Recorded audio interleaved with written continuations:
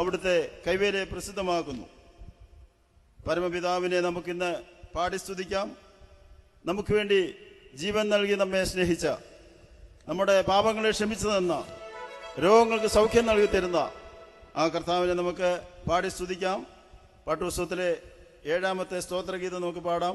പരമപിതാവിനെ സ്തുതി പാടാം, അവനല്ലോ ജീവനെ നൽകിയവൻ.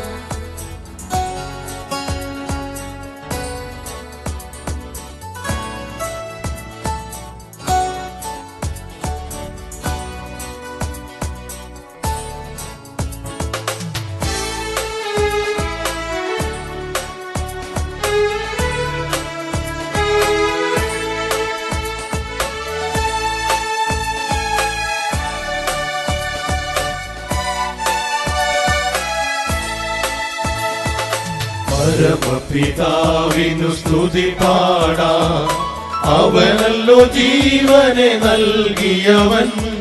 പരമപിതാവിനു സ്തുതി പാടാം, അവനല്ലോ ജീവനെ നൽകിയവൻ. പാപങ്ങളാകവെ ക്ഷമിച്ചിടുന്നു, രോഗങ്ങളഖിലവും നീക്കിടുന്നു.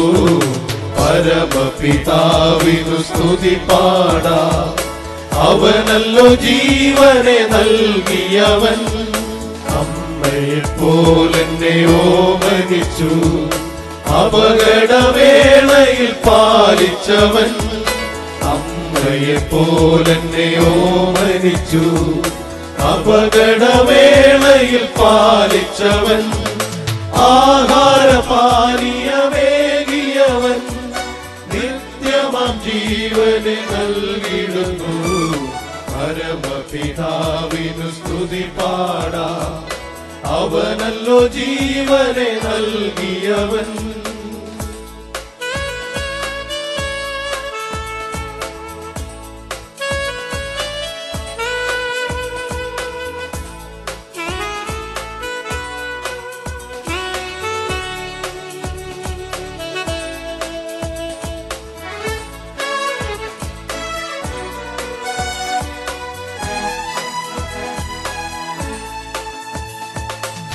ഇടയനെപ്പോൽ നമ്മെ തേടി വന്നു, പാപക്കുഴിയിൽ നിന്നേറ്റിയവൻ. ഇടയനെപ്പോൽ നമ്മെ തേടി വന്നു, പാപക്കുഴിയിൽ നിന്നേറ്റിയവൻ. സ്വന്തമാക്കി നമ്മെ തീർത്തിടുവാൻ സ്വന്തം രക്തം നമുക്കായി ചൊരിഞ്ഞു. പരമപിതാവിനു സ്തുതി പാടാം, അവനല്ലോ ജീവനെ നൽകിയവൻ. കൂടുകളെ കൂടെ കൂടിളക്കി പറക്കുവാനായി നമ്മെ ശീലിപ്പിച്ചു. കൂടുകളെ കൂടെ കൂടിളക്കി പറക്കുവാനായി നമ്മെ ശീലിപ്പിച്ചു. ചിറകുകൾ അതിന്മേൽ വഹിച്ചു നമ്മെ, നിലം പരിചായി നശിച്ചിടാതെ. പരമപിതാവിനു സ്തുതി പാടാം, അവനല്ലോ ജീവനെ നൽകിയവൻ.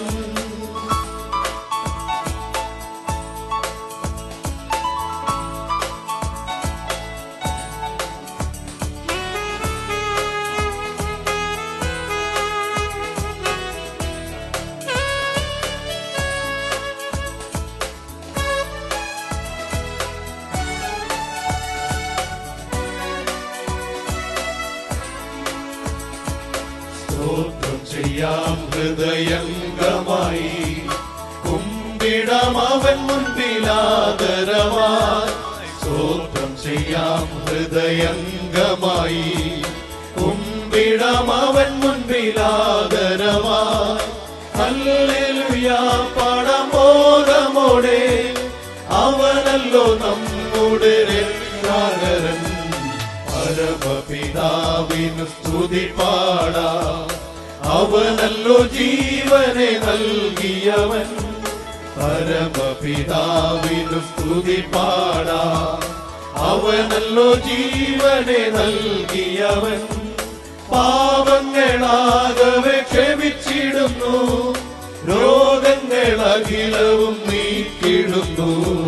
പരമപിതാവിനു സ്തുതി പാടാം, അവനല്ലോ ജീവനെ നൽകിയവൻ.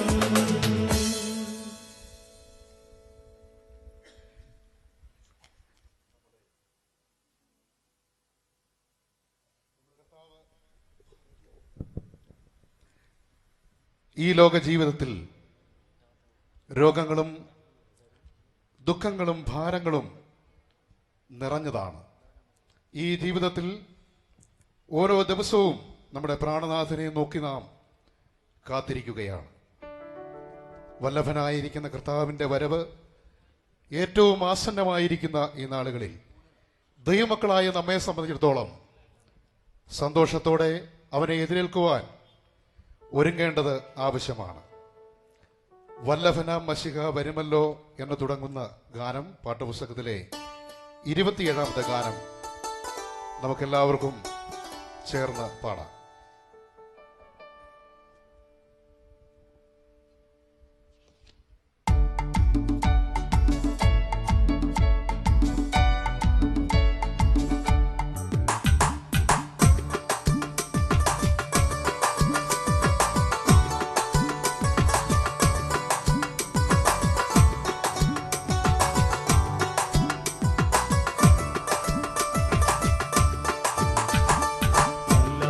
മശിഹ വരുമല്ലോ, അല്ലലെല്ലാം അശേഷം തീരുമല്ലോ. വല്ലഭന മശിഹ വരുമല്ലോ, അല്ലലെല്ലാം അശേഷം തീരുമല്ലോ. ഹല്ലേലൂയ വാഴ്ത്തിപ്പാടാം, തുല്യമില്ല നാമം വാഴ്ത്താം, ആമോദമായി ആഘോഷമായി. ഹല്ലേലൂയ വാഴ്ത്തിപ്പാടാം, തുല്യമില്ല നാമം വാഴ്ത്താം, ആമോദമായി ആഘോഷമായി. വല്ലഭന മശിഹ വരുമല്ലോ, അല്ലലെല്ലാം അശേഷം തീരുമല്ലോ.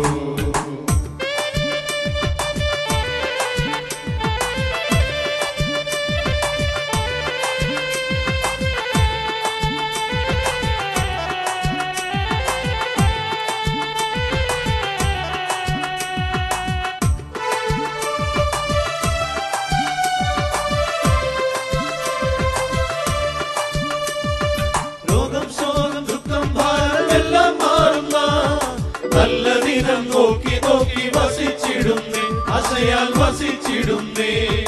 രോഗം ശോകം ദുഃഖം ഭാരം എല്ലാം മാറുന്ന നല്ല ദിനം നോക്കി നോക്കി വസിച്ചിടുന്നേ, അസയാൽ വസിച്ചിടുന്നേ.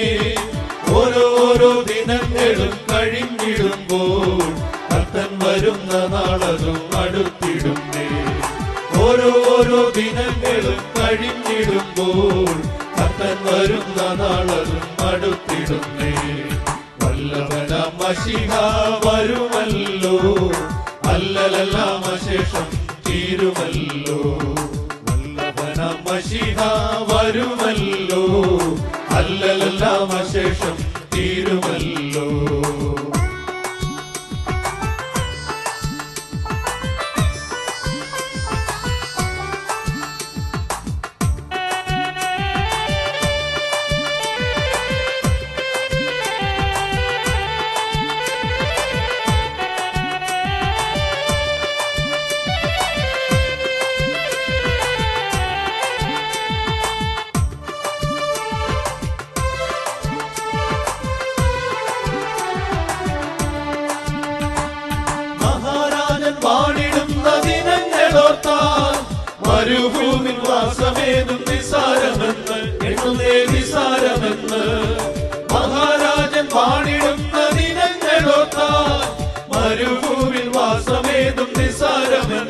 അറിയുന്നേ നിസാരമെന്ന്.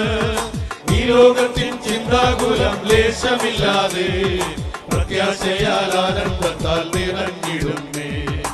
ഈ ലോകത്തിൻ ചിന്താകുലം ലേശമില്ലാതെ പ്രത്യാശയാൽ ആനന്ദത്താൽ നിറഞ്ഞിടുന്നേ.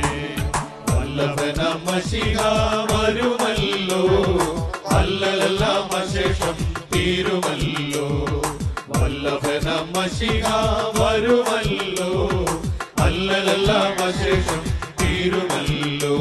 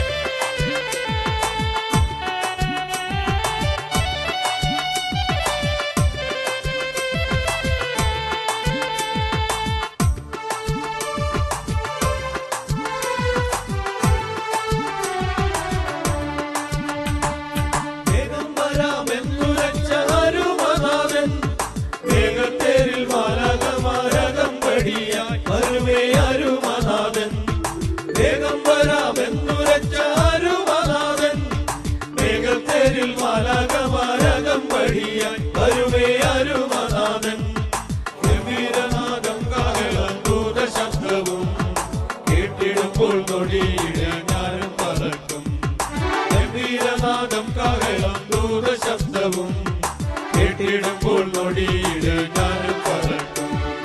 വല്ലഭനാം മശീഹ വരുമല്ലോ, അല്ലലെല്ലാം അശേഷം തീരുമല്ലോ. വല്ലഭനാം മശീഹ വരുമല്ലോ, അല്ലലെല്ലാം അശേഷം തീരുമല്ലോ. ഹല്ലേലൂയ വാഴ്ത്തിപ്പാടാം, നാമം പാടാം ആമോദമായി ആഘോഷമായി. ഹല്ലേലൂയ വാഴ്ത്തിപ്പാടാം, തുല്യമില്ല നാമം പാടാം ആമോദമായി ആഘോഷമായി. വല്ലഭനാം മശീഹ വരുമല്ലോ, അല്ലലെല്ലാം അശേഷം തീരുമല്ലോ. വല്ലഭനാം മശീഹ വരുമല്ലോ, അല്ലലെല്ലാം അശേഷം തീരുമല്ലോ. നമ്മുടെ അനുദിന ജീവിതത്തിലെ എല്ലാ കുറവുകളെയും പോരായ്മകളെയും പരിഹരിക്കുന്ന ഒരു രക്ഷിതാവ് നമുക്കുണ്ട്. ആ കർത്താവ് ഇന്നും നമുക്ക് വേണ്ടി ജീവിക്കുകയാണ്. എന്നാൽ ദൈവം നമ്മിൽ നിന്ന് ആഗ്രഹിക്കുന്നത് ആ കർത്താവിൻ്റെ പാദാന്തികയെ നമ്മെ തന്നെ പൂർണ്ണമായി സമർപ്പിച്ച് ഒരു സമ്പൂർണമായിരിക്കുന്ന സമർപ്പണ മനോഭാവത്തോടു കൂടിയ ജീവിതമാണ് നാം നയിക്കേണ്ടത് എന്നുള്ളതാണ്. പാഠപുസ്തകത്തിലെ 47-ാമത്തെ ഗാനം നമുക്ക് പാടാം. ഈ ട്യൂണ് വളരെ സുപരിചിതമാണ്. നാഥ വന്നിടുന്നു പാദം കുമ്പിടുന്നു എന്നുള്ള ഗാനം.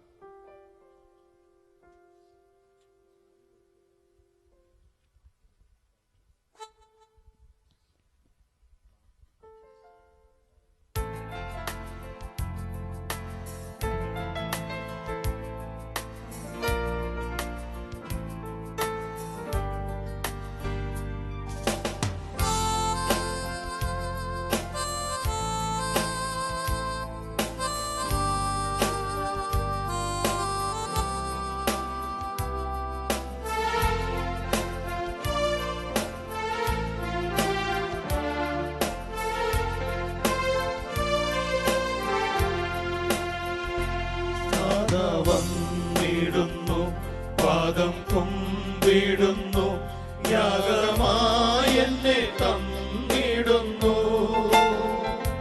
നാഥാ വന്നിടുന്നു പാദം കുമ്പിടുന്നു, യാഗമായി എന്നെ തന്നിടുന്നു.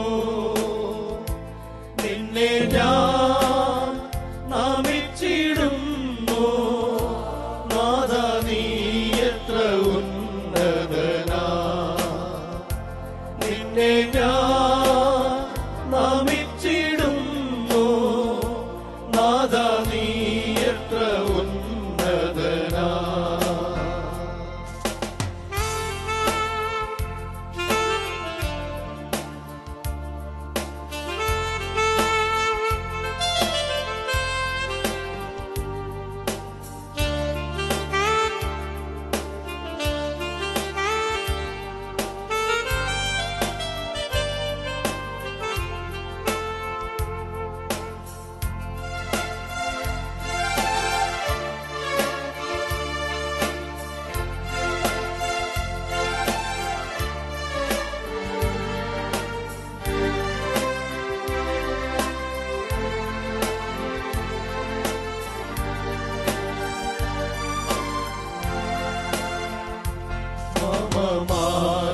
സംദേഹിദേഹം മമ മാനവും ധനവുമെല്ലാം മമ മാനസം ദേഹിദേഹം മമ മാനവും ധനവുമെല്ലാം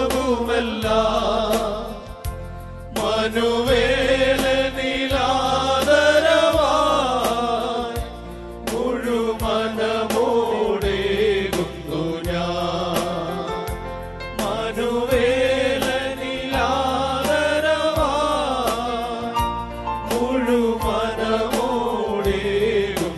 ഞാൻ നാദാ വന്നിടുന്നു പാദം കുമ്പിടുന്നു യാഗമായെന്നെ തന്നിടുന്നു വന്നിടുന്നു പാദം കുമ്പിടുന്നു യാഗമായെന്നെ തന്നിടുന്നു നിന്നെ ഞാൻ നമിച്ചിടുന്നു നാഥാ നീ എത്ര ഉന്നതനാ നിന്നെ ഞാൻ നമിച്ചിടുന്നു നാഥാ നീ എത്ര ഉന്നതനാ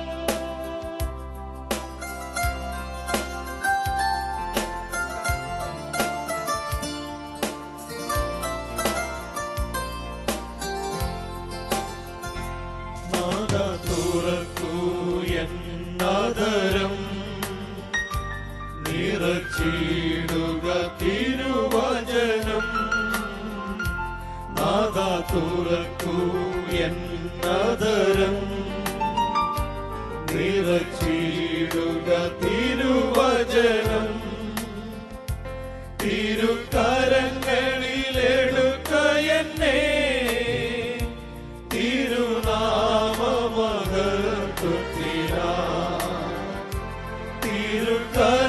തിരുക്കരങ്ങളിലെടുക്ക എന്നെ തിരുനാമമകത്തുത്തിരാ നാദാ വന്നിടുന്നു പാദം കുമ്പിടുന്നു യാഗമായെന്നെ തന്നിടുന്നു നാദാ വന്നിടുന്നു പാദം കുമ്പിടുന്നു യാഗമായെന്നെ തന്നിടുന്നു നിന്നെ ഞാൻ നമിച്ചിടുന്നു നാഥാ നീ എത്ര ഉന്നതനാ നിന്നെ ഞാൻ നമിച്ചിടുന്നു നാഥാ നീ എത്ര ഉന്നതനാ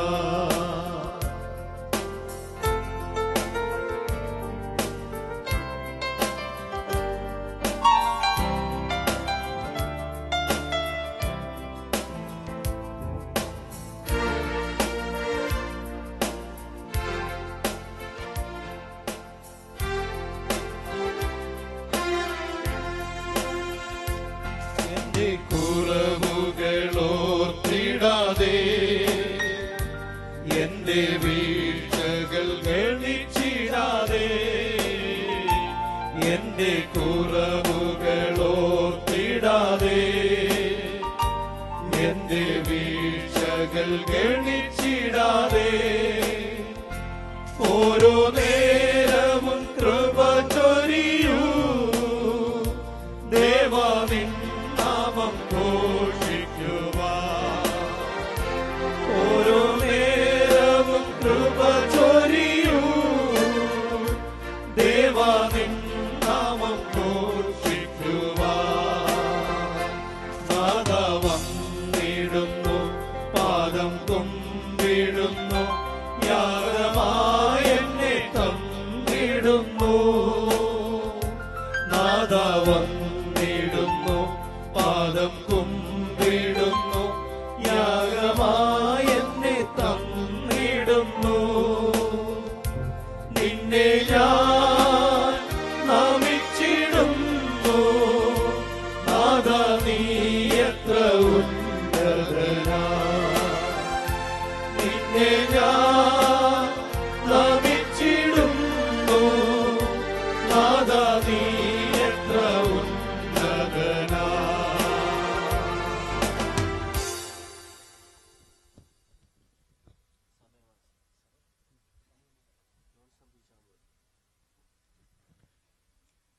നമ്മുടെ കർത്താവിന്റെ വരവ്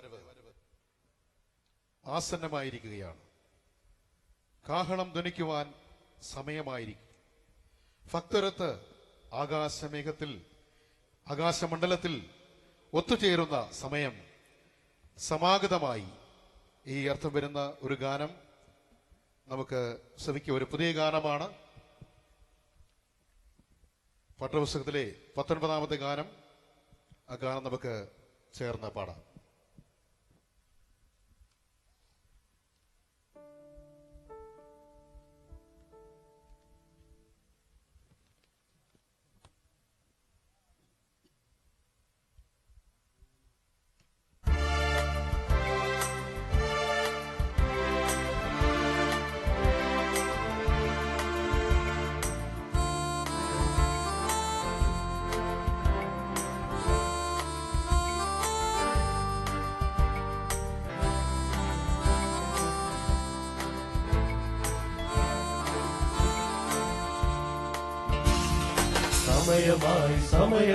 സമയമായി കാഹളം ധ്വനിച്ചിടാൻ സമയമായി. നേരമായി ഭക്തരൊത്തു ചേരുവാൻ നേരമായി. സമയമായി കാഹളം ധ്വനിച്ചിടാൻ സമയമായി. നേരമായി ഭക്തരൊത്തു ചേരുവാൻ നേരമായി.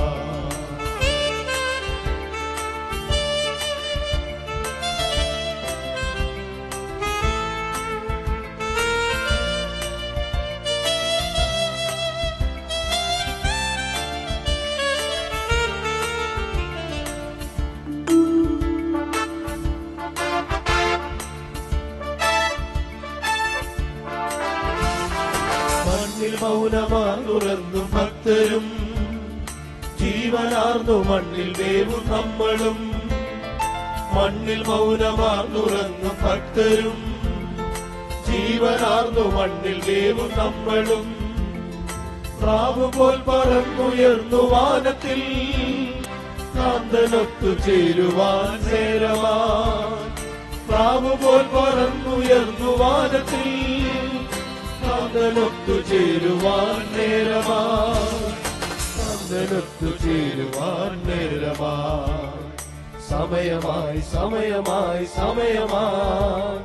കാഹളം ധ്വനിച്ചിടാൻ സമയമായി. നേരമായി ഭക്തരൊത്തു ചേരുവാൻ നേരമായി.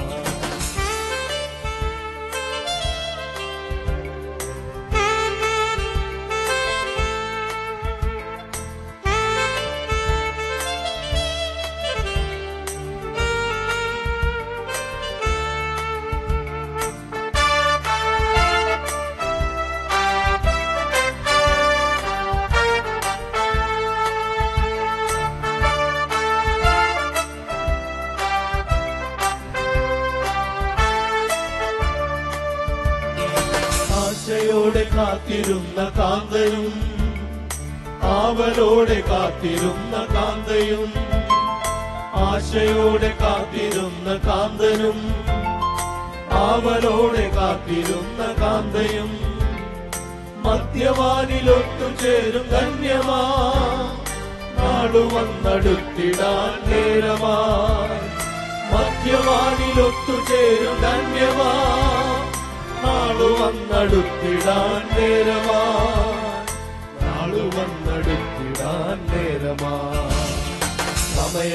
സമയമായി കാഹളം ധ്വനിച്ചിടാൻ സമയമായി. നേരമായി ഭക്തരൊത്തു ചേരുവാൻ നേരമായി.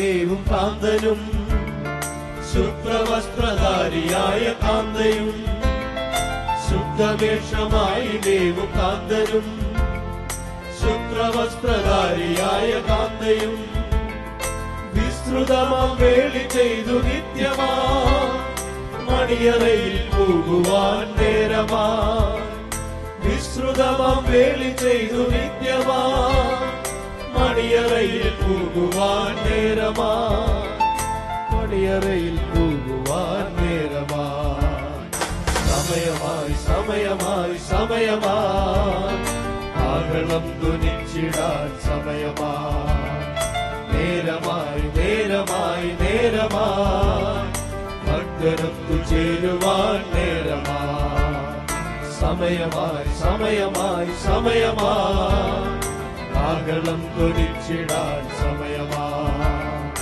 നേരമായി നേരമായി നേരമായി ഭക്തരൊത്തു ചേരുവാൻ നേരമായി.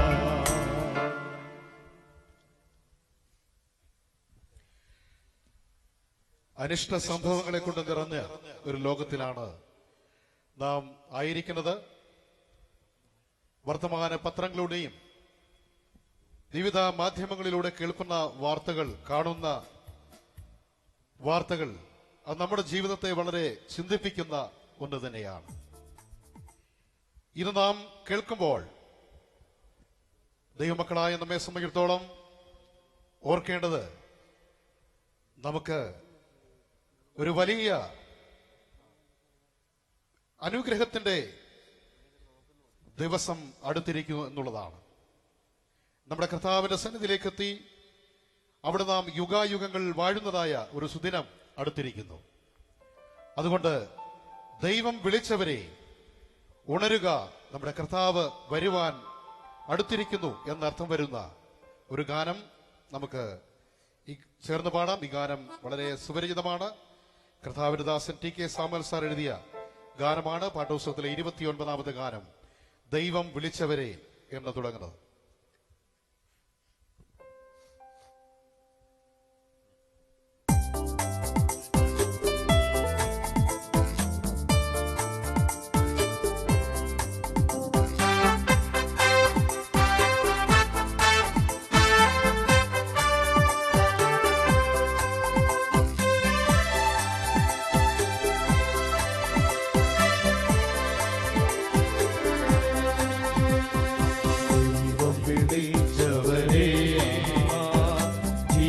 ലഭിച്ചവരെ ഉണരുക വേഗം അണഞ്ഞിടും നാഥൻ മണവറ പോകുന്ന ദിനമടുത്തു.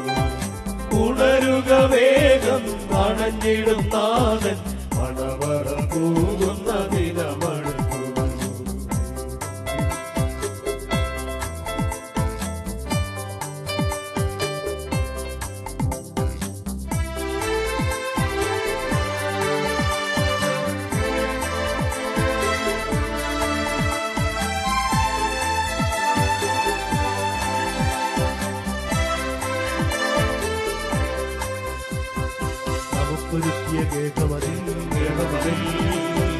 വസിച്ചിടുന്നാൾ വേഗമിതാ വേഗമിതാ നമുക്കൊരുക്കിയ ഗേഹമതിൽ ഗേഹമതിൽ വസിച്ചിടുന്നാൾ വേഗമിതാ വേഗമിതാ അടുത്തിടുന്നു നാം അവിടെ ചെന്നെടുത്തു കൊള്ളപ്പെടുമല്ലോ.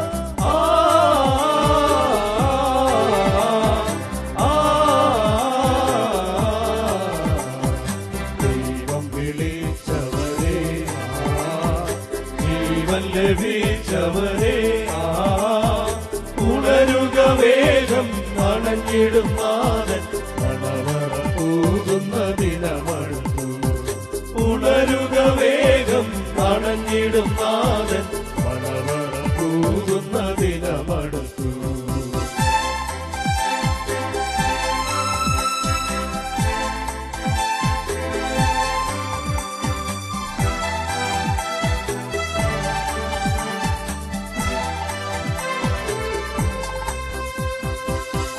സംഭവ വാർത്തകളെ വാർത്തകളെ അനിഷ്ടവും നാം കാതുകളിൽ കാതുകളിൽ അനിഷ്ട സംഭവ വാർത്തകളെ വാർത്തകളെ അനിശവും നാം കാതുകളിൽ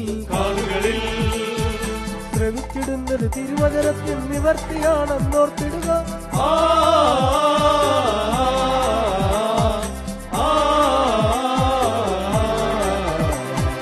ദൈവം വിളിച്ചവരെ, ജീവൻ ലഭിച്ചവരെ, ഉണരുക വേഗം, അണഞ്ഞിടും നാഥൻ മണവറ പോകുന്ന ദിനമടുത്തു.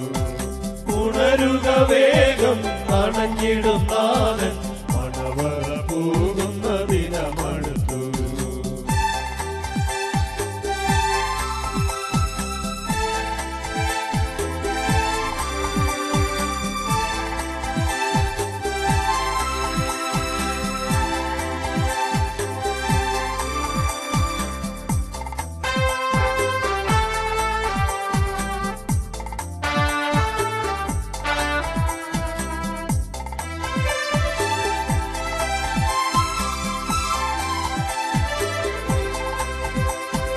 ഉണർന്നിരിപ്പിൻ സോദരരെ, ഒരുങ്ങി നിൽപ്പിൻ മോദമോടെ. ഉണർന്നിരിപ്പിൻ സോദരരെ, ഒരുങ്ങി നിൽപ്പിൻ മോദമോടെ. എടുക്ക ദീപം തെളിയിച്ചിടുക നിവർത്തിയും.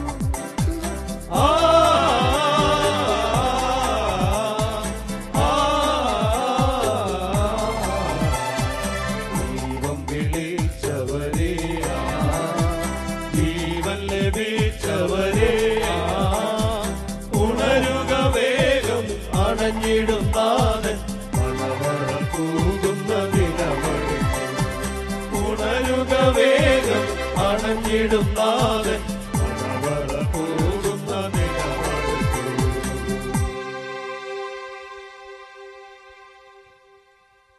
നാം ഇതുവരെയും പാട്ടുകൾ കേൾക്കുകയും അതോടൊപ്പം തന്നെ അറിയാവുന്ന പാട്ടുകൾ ചേർന്ന് പാടുകയും ചെയ്തുകൊണ്ടിരിക്കുകയായിരുന്നു. എന്നാൽ നമുക്ക് എല്ലാവർക്കും കൂടെ ചേർന്ന് എഴുന്നേറ്റ് നിന്ന് കരങ്ങളടിച്ച് നമുക്ക് പാടി ദൈവത്തെ മഹത്വപ്പെടുത്താം. പാഠപുസ്തകത്തിലെ 26-ാമത്തെ പാട്ട്, പാഠപുസ്തകത്തിലെ 26-ാമത്തെ ഗാനം മനമേ ചഞ്ചലമെന്തിനാ എന്നുള്ള പാട്ട് നമുക്ക് എല്ലാവർക്കും ചേർന്ന് കരങ്ങളെ അടിച്ച് പാടി കർത്താവിനെ നമുക്ക് മഹത്വപ്പെടുത്താം.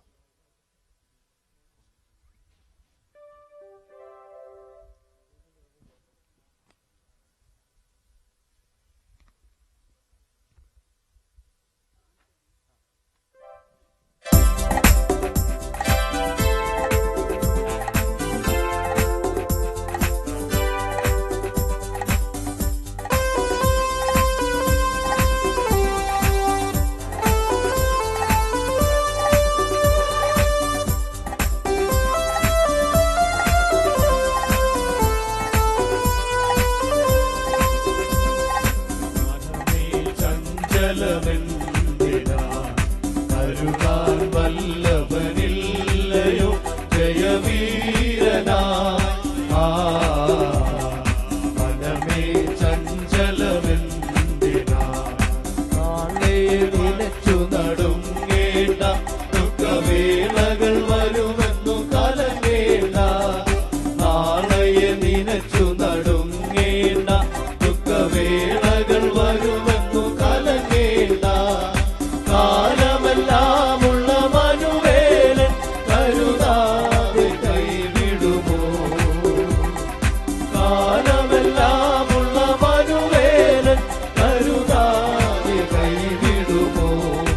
ആ മനമേ ചഞ്ചലമെന്തിനാ, കരുതാൻ വല്ലഭനില്ലയോ ജയവീരനായി. മനമേ ചഞ്ചലമെന്തിനായി. വാനിലെ പറവകൾ പുലരുന്നു, നന്നായി വയലിലെ താമര വളരുന്നു. വാനിലെ പറവകൾ പുലരുന്നു, നന്നായി വയലിലെ താമര വളരുന്നു. വാനവനായകൻ നമുക്കേതും നൽകാതെ മറന്നിടുമോ? വാനവനായകൻ നമുക്കേതും നൽകാതെ മറന്നിടുമോ? ആ മനമേ ചഞ്ചലമെന്തിനാ, കരുതാൻ വല്ലഭനിൽ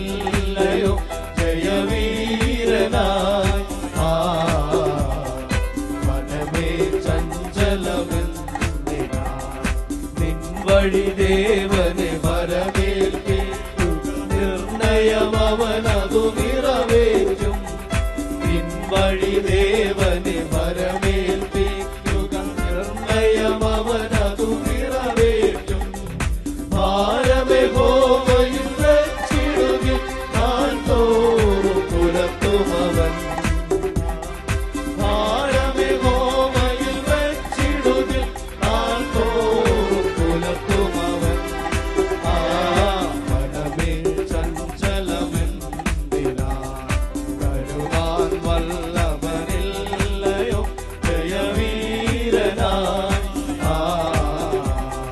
വരുവാൻ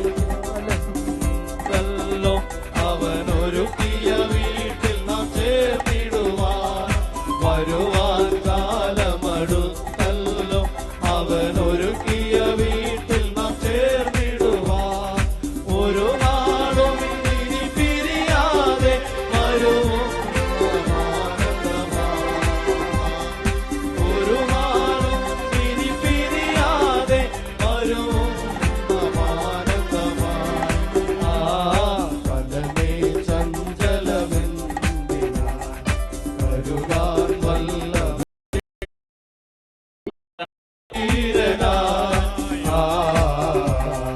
മനമേ ചഞ്ചലമെന്തിനാ. നമ്മുടെ കൺവെൻഷൻ 6ാമത്തെ രാത്രിയിലും ദൈവത്തിന്റെ വലിയ കൃപയാൽ നമുക്ക് കൂടി വരുവാൻ തക്കവണ്ണം വലിയവനായ ദൈവം കാണിച്ച എല്ലാവിധമായ കരുണകൾക്കായും നമുക്ക് ദൈവത്തെ സ്തുതിക്കാം, സ്തോത്രം ചെയ്യാം.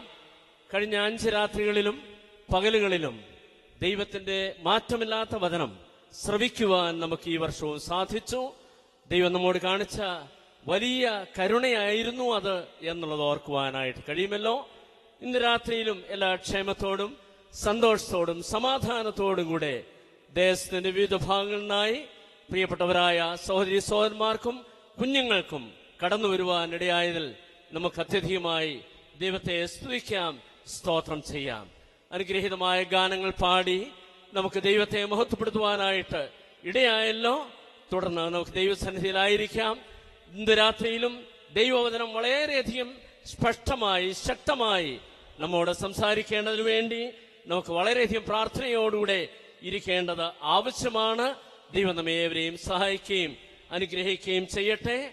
നമുക്ക് പ്രാർത്ഥിക്കുവാനായി ഒരുങ്ങുകയാണല്ലോ. 2 സഹോദരന്മാർ നമ്മെ പ്രാർത്ഥനയിൽ സഹായിക്കുന്നതായിരിക്കും. ആദ്യമായി പ്രിയ സഹോദരൻ MS ജേക്കബും അതുപോലെ തന്നെ പ്രിയ സഹോദരൻ അലക്സ് മേൽപ്പാടവും നമ്മെ പ്രാർത്ഥനയിൽ സഹായിക്കും. പ്രിയ സഹോദരന്മാരെ അതിനായി ക്ഷണിക്കുക.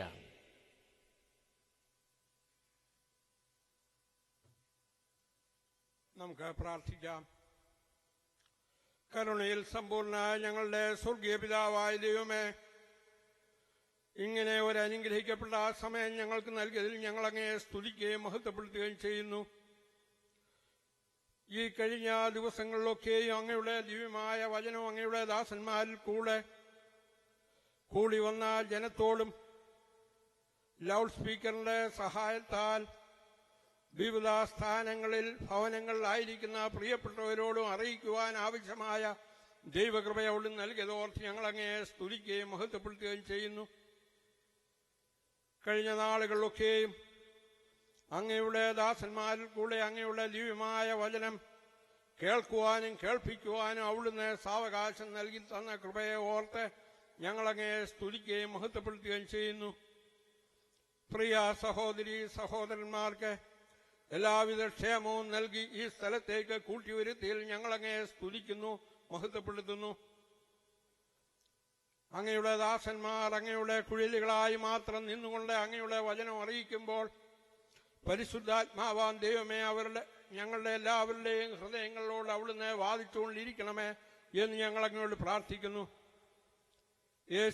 യേശുക്രിസ്തുവിനെ ഇതുവരെയും രക്ഷിതാവായി സ്വീകരിക്കാത്തവർ ഈ രാത്രികാലം അങ്ങയുടെ വചനം ശ്രവിക്കുന്നുവെങ്കിൽ അവരുടെ ഹൃദയങ്ങളോട് അവിടുന്ന് ഇടപെടുകയും അവർ യേശു കർത്താവിലേക്ക് ആദായപ്പെടുവാൻ അവിടുന്ന് സംഗതിയാക്കുകയും ചെയ്യണമേ എന്ന് ഞങ്ങളങ്ങോട്ട് പ്രാർത്ഥിക്കുന്നു.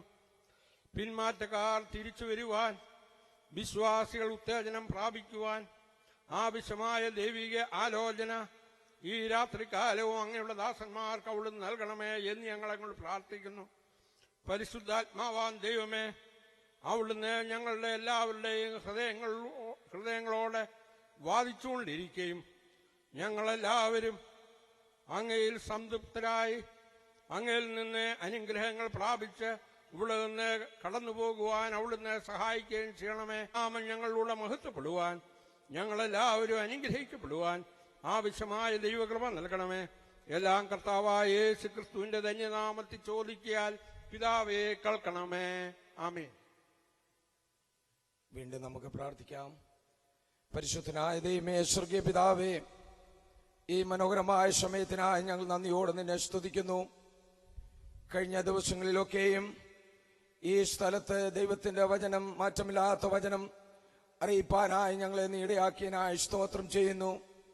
കർത്താവേ, ഈ വർഷത്തിന്റെ ഒടുവിലത്തെ ദിവസങ്ങളിൽ അടുത്തു വന്നുകൊണ്ട് കർത്താവേ, ദൈവവചനം വായിക്കുവാനും പഠിക്കുവാനും ദൈവാലോചന കേൾക്കുവാനും ഞങ്ങളെ നീ ഇടയാക്കുന്നതിനായി സ്തോത്രം.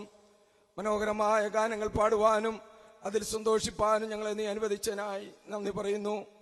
കർത്താവേ, ഞങ്ങൾ നിന്റെ സന്നിധിയിലേക്ക് അടുത്തു വന്നിരിക്കുന്നു. ദേശത്തിന്റെ വിവിധ ഭാഗത്തു നിന്ന് കൂട്ടിക്കൊണ്ടുവന്ന എന്റെ മക്കൾക്കായി സ്തോത്രം. കർത്താവെ, അനുകൂലമായ എല്ലാ സാഹചര്യങ്ങളും ഒരുക്കി തന്നതിനായി സ്തോത്രം.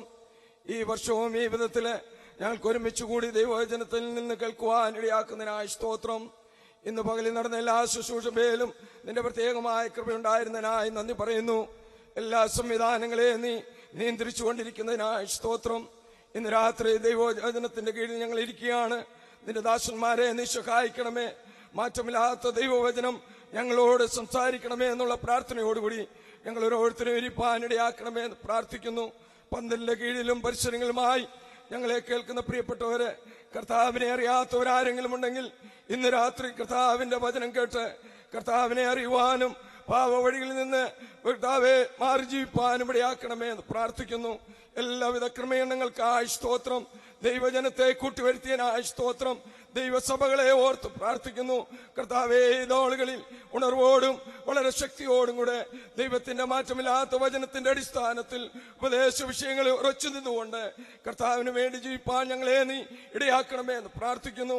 ഈ ദിവസങ്ങളിൽ കേൾക്കുന്ന ദൈവവചനം അത് ഞങ്ങളെ പ്രബോധിപ്പിക്കുന്നതിനായി സ്തോത്രം ചെയ്യുന്നു. നിന്റെ ദാസന്മാരെ ദൈവകൃപയിൽ അയച്ചിരിക്കുന്നതിനായി സ്തോത്രം. ശക്തിയോടും ബഹുനിശ്ചയത്തോടും പരിശുദ്ധാത്മാവിന്റെ നിയന്ത്രണത്തിൽ കർത്താവേ, എന്ന് ഞങ്ങൾ കേൾക്കുന്ന ദൈവവചനം ഞങ്ങളുടെ ജീവിതത്തിന് അനുഗ്രഹമായി തീരുവാണ്ടിയാക്കണമേ. ഞങ്ങൾ പ്രാർത്ഥിച്ച പോലെ എല്ലാ ക്രമീകരണങ്ങളോടും കൂടി ഇരിക്കണമേ എന്ന് പ്രാർത്ഥിക്കുന്നു. നിയന്ത്രിച്ചു കൊള്ളണമേ എന്ന് പ്രാർത്ഥിക്കുന്നു. ദൈവദാസന്മാരെ ഒരിക്കൽ കൂടെ തൃക്കരങ്ങളിലേക്ക് വെക്കുന്നു. സഹായിച്ചു കൊള്ളണമേ. പ്രാർത്ഥന കേട്ടതിനായി നന്ദി പറയുന്നു. യേശു കർത്താവിന്റെ നാമത്തിൽ തന്നെ, ആമീൻ.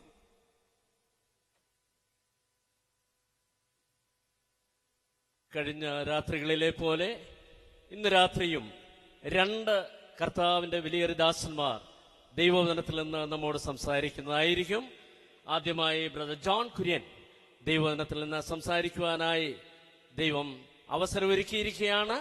പ്രിയ സഹോദരനെ ദൈവവചന ശുശ്രൂഷയ്ക്കായി ക്ഷണിക്കുന്നു.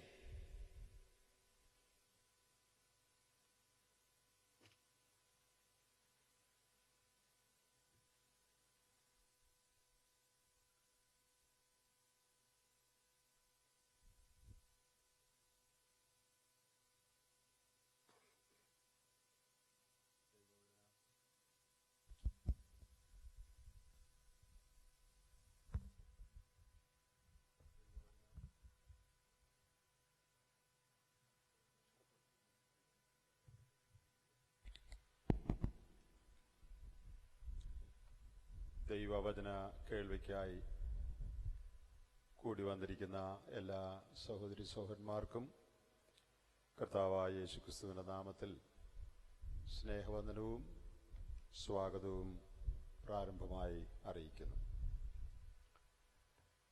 കഴിഞ്ഞ അനേക ദിവസങ്ങളായി തിരുവെഴുത്തിന്റെ വിവിധ ഭാഗങ്ങളിൽ നിന്ന് ദൈവത്തിന്റെ ദാസന്മാര് നമ്മോട് സംസാരിച്ചുകൊണ്ടിരിക്കുകയായിരുന്നു. ഈ കേൾക്കുന്ന കാര്യങ്ങൾ നമ്മുടെ ജീവിതത്തിൽ പ്രായോഗികമാക്കുവാൻ നാം ശ്രദ്ധിക്കുന്നു എന്ന് വരികിൽ മാത്രമേ ഈ കേൾക്കുന്ന കാര്യങ്ങൾ കൊണ്ട് പ്രയോജനമുള്ളൂ. അതുകൊണ്ട് ഇന്ന് രാത്രിയും ദൈവം നമ്മോട് സംസാരിക്കുന്ന കാര്യങ്ങൾ മുറുകെ പിടിച്ചുകൊള്ളുവാനും നമ്മുടെ പ്രായോഗിക ജീവിതത്തെ ഈ സത്യങ്ങൾക്കനുസരിച്ച് ക്രമീകരിക്കുവാനുമുള്ള കൃപ ദൈവം നമുക്കെല്ലാവർക്കും നൽകട്ടെ. കഴിഞ്ഞ രാത്രിയിൽ ഞാൻ സംസാരിച്ചപ്പോൾ, ബുധനാഴ്ച രാത്രി സംസാരിച്ചപ്പോൾ, ഗോല്യാത്തിനെ കൊന്ന, മല്ലനെ കൊന്ന ദാവീദിനെ കുറിച്ചാണ് സംസാരിച്ചത്. നിങ്ങൾ പലരും ഇവിടെ ഉണ്ടായിരുന്നു എന്ന് ഞാൻ വിചാരിക്കുന്നു. How to handle battles in life, ജീവിതത്തിലെ പോരാട്ടങ്ങളെ എങ്ങനെ കൈകാര്യം ചെയ്യണം എന്നുള്ള ഒരു തലവാചകമാണ് അന്ന് രാത്രി ആ പ്രസംഗത്തിന് ഞാൻ തന്നെ കൊടുത്തത്.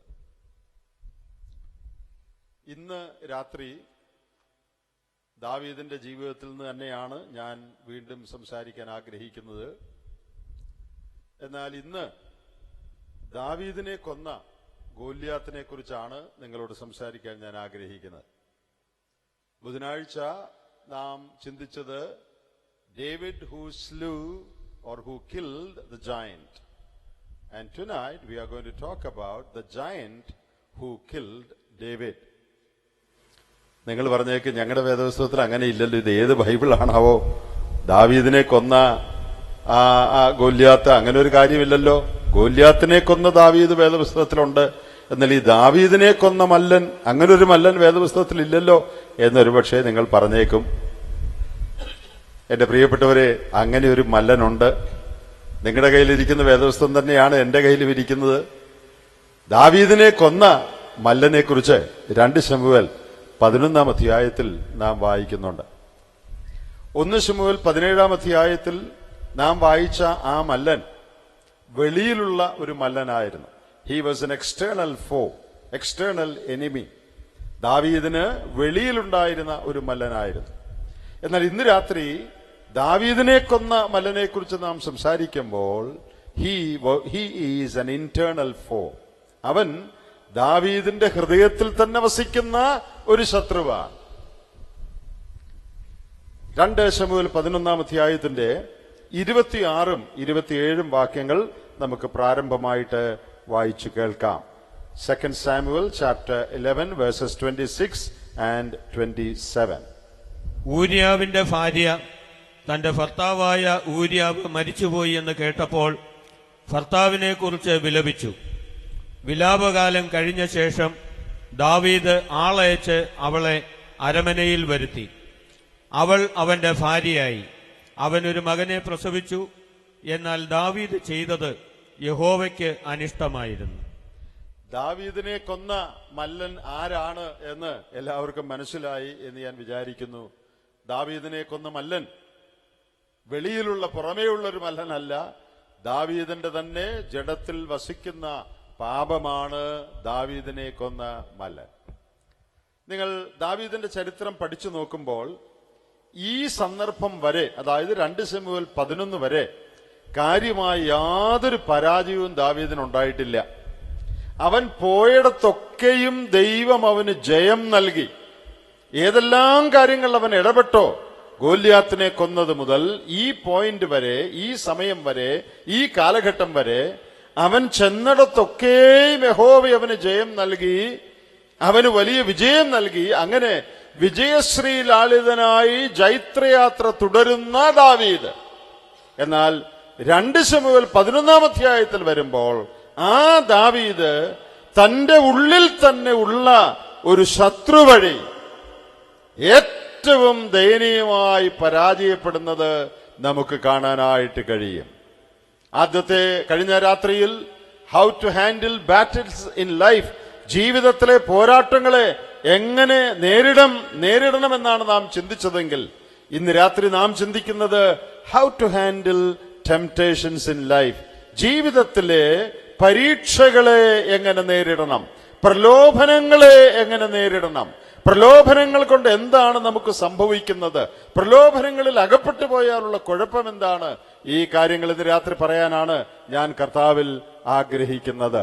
അപ്പോൾ there is a giant that we carry around within us. നമ്മുടെ ഉള്ളിൽ തന്നെ നാം കൊണ്ടു നടക്കുന്ന ഒരു മല്ലനുണ്ട്. ആ മല്ലൻ നമ്മുടെ ജഡ സ്വഭാവമാണ്, നമ്മുടെ പാപപ്രകൃതിയാണ്, പാപം ചെയ്യാനുള്ള നമ്മുടെ കഴിവാ, നമ്മുടെ ഉള്ളിൽ വസിക്കുന്ന പാപമാണ്. പൗലോസ് പറഞ്ഞൊരു വാചകം നമ്മുടെ ശ്രദ്ധയിൽ വരുമല്ലോ. റോമാലേഖനം 7-ാം അധ്യായത്തിൽ താൻ പറയുകയാണ്, എന്നിൽ എന്ന് വെച്ചാൽ എന്റെ ജഡത്തിൽ യാതൊരു നന്മയും വസിക്കുന്നില്ല. വളരെ ആത്മീയനും ഭക്തനുമായി നാം മനസ്സിലാക്കുന്ന ഇത്രയും ആത്മീയൻ വേറെ ഇല്ല എന്ന് പറയത്തക്കവണ്ണം നാം എല്ലാവരും സമ്മതിക്കുന്ന പൗലോസ് പറയുകയാണ്, എന്നിൽ യാതൊരു നന്മയും വസിക്കുന്നില്ലായിരുന്നു എന്നല്ല, പണ്ടില്ലായിരുന്നു ഇപ്പം കുറെ നന്മയുണ്ട് എന്നല്ല, എന്നിൽ എന്ന് വെച്ചാൽ എന്റെ ജഡത്തിൽ യാതൊരു നന്മയും വസിക്കുന്നില്ല. In me, that is in my flesh, dwelleth no good thing. ഇന്നത്തെ കാര്യമാണ് പറയുന്നത്, യാതൊരു നന്മയും വസിക്കുന്നില്ല.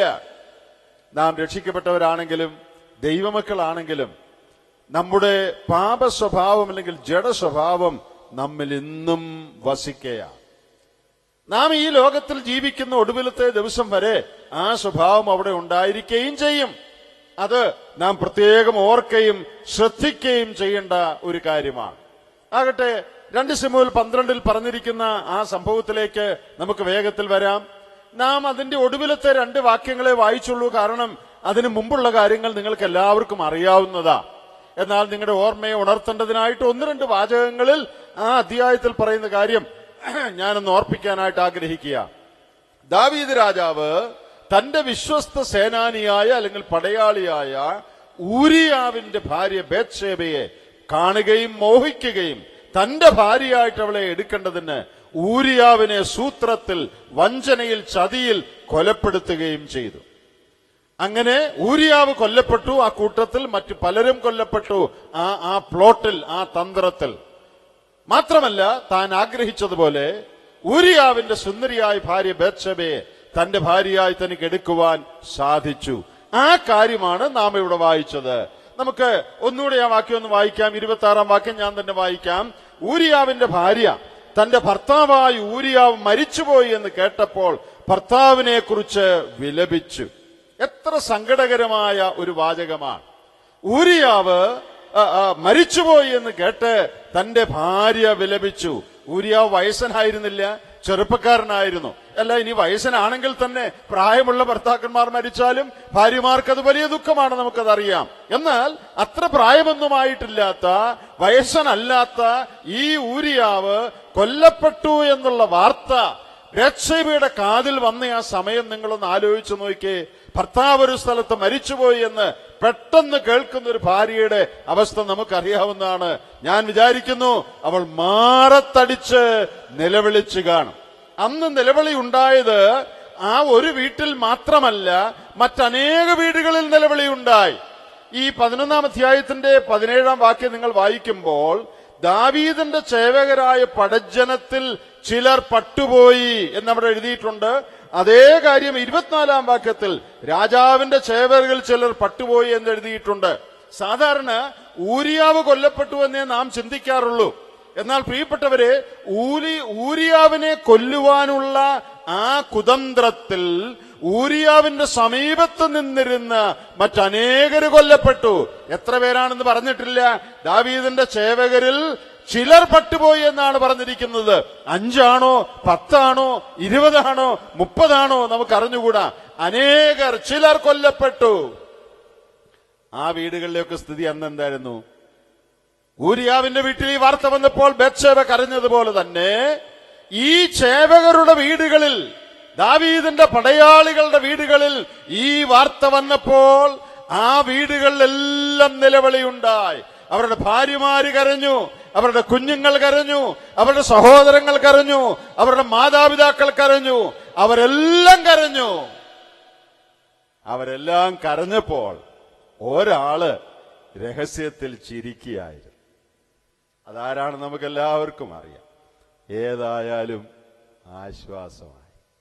പ്രശ്നം പരിഹരിക്കപ്പെട്ടു. സംഗതി റെഡിയായി. ഇനി ആരെയും ഭയപ്പെടണ്ട, ഇനി ഒന്നും നോക്കണ്ട. ഇനി ബേത്ശേബ എന്റെ സ്വന്തം.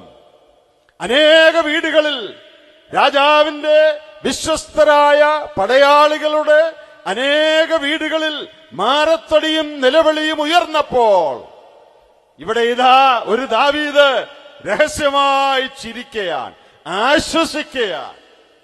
നാം അതാണ് ഈ ഭാഗത്ത് വായിക്കുന്നത്. അവളുടെ വിലാപകാലം കഴിഞ്ഞ ശേഷം ദാവീദ് ആളയച്ച് അവളെ അരമനയിൽ വരുത്തി. അവൾ അവന്റെ ഭാര്യയായി അവന് ഒരു മകനെ പ്രസവിച്ചു. കാര്യം സാധിച്ചു, പ്രശ്നം പരിഹരിക്കപ്പെട്ടു. ഇനി ആരും ഈ കാര്യത്തിൽ ഒരക്ഷരം പോലും ആരും അറിയാൻ പോകുന്നില്ല. ചുരുക്കം ചിലർക്കൊക്കെ അറിയാം, യോവാബിനും കൂട്ടർക്കൊക്കെ അറിയാം, നമുക്കറിയാം. എന്നാൽ വേറെ ആരും അറിയാൻ പോകുന്നില്ല. പട്ടാളത്തിൽ പോയ അവര് എതിർച്ചയാ കൊല്ലപ്പെട്ടതാണെന്ന് എല്ലാവരും വിചാരിച്ചു. അതിന്റെ മുകളിൽ ആ 11-ാം അധ്യായത്തിന്റെ 25-ാമത്തെ വാക്യത്തിൽ ഈ മരണവാർത്ത അറിയിച്ച ദൂതനോട് ദാവീദ് പറഞ്ഞത് കേട്ടോ, ഈ കാര്യത്തിൽ വ്യസനം തോന്നരുത്, വാൾ അങ്ങുമിങ്ങും നാശം ചെയ്യും, പട്ടണത്തിന് നേരെ ശക്തിയോടെ പൊരുത്, അതിനെ നശിപ്പിച്ചു കളക എന്ന് നീ യോവാബിനോട് പറഞ്ഞ് അവനെ ധൈര്യപ്പെടുത്തണമെന്ന് പറഞ്ഞു. എത്ര നല്ല വാക്കുകളാ അല്ലേ? ഇപ്പൊ എന്തോ ചെയ്യാനാ? യുദ്ധം വരുമ്പം ആളുകള് ചാകും. അതിനിപ്പം നമ്മൾ സങ്കടപ്പെട്ടിട്ട് എന്ത് ചെയ്യാനാ? അതുകൊണ്ട് നിങ്ങളെല്ലാവരും ധൈര്യമായിട്ട് നിങ്ങളുടെ രാജാവിന് വേണ്ടി, രാജ്യത്തിന് വേണ്ടി പോരാടണം. ചിലരെ പട്ടുപോയി, അത് ദുഃഖകരമാണ്. പക്ഷെ യുദ്ധത്തിൽ അങ്ങും ഇങ്ങും ഒക്കെ ആളുകൾ മരിക്കും. അതിനെക്കുറിച്ച് വിലപിച്ച് വിഷമിച്ചിരുന്നിട്ട് കാര്യമില്ല.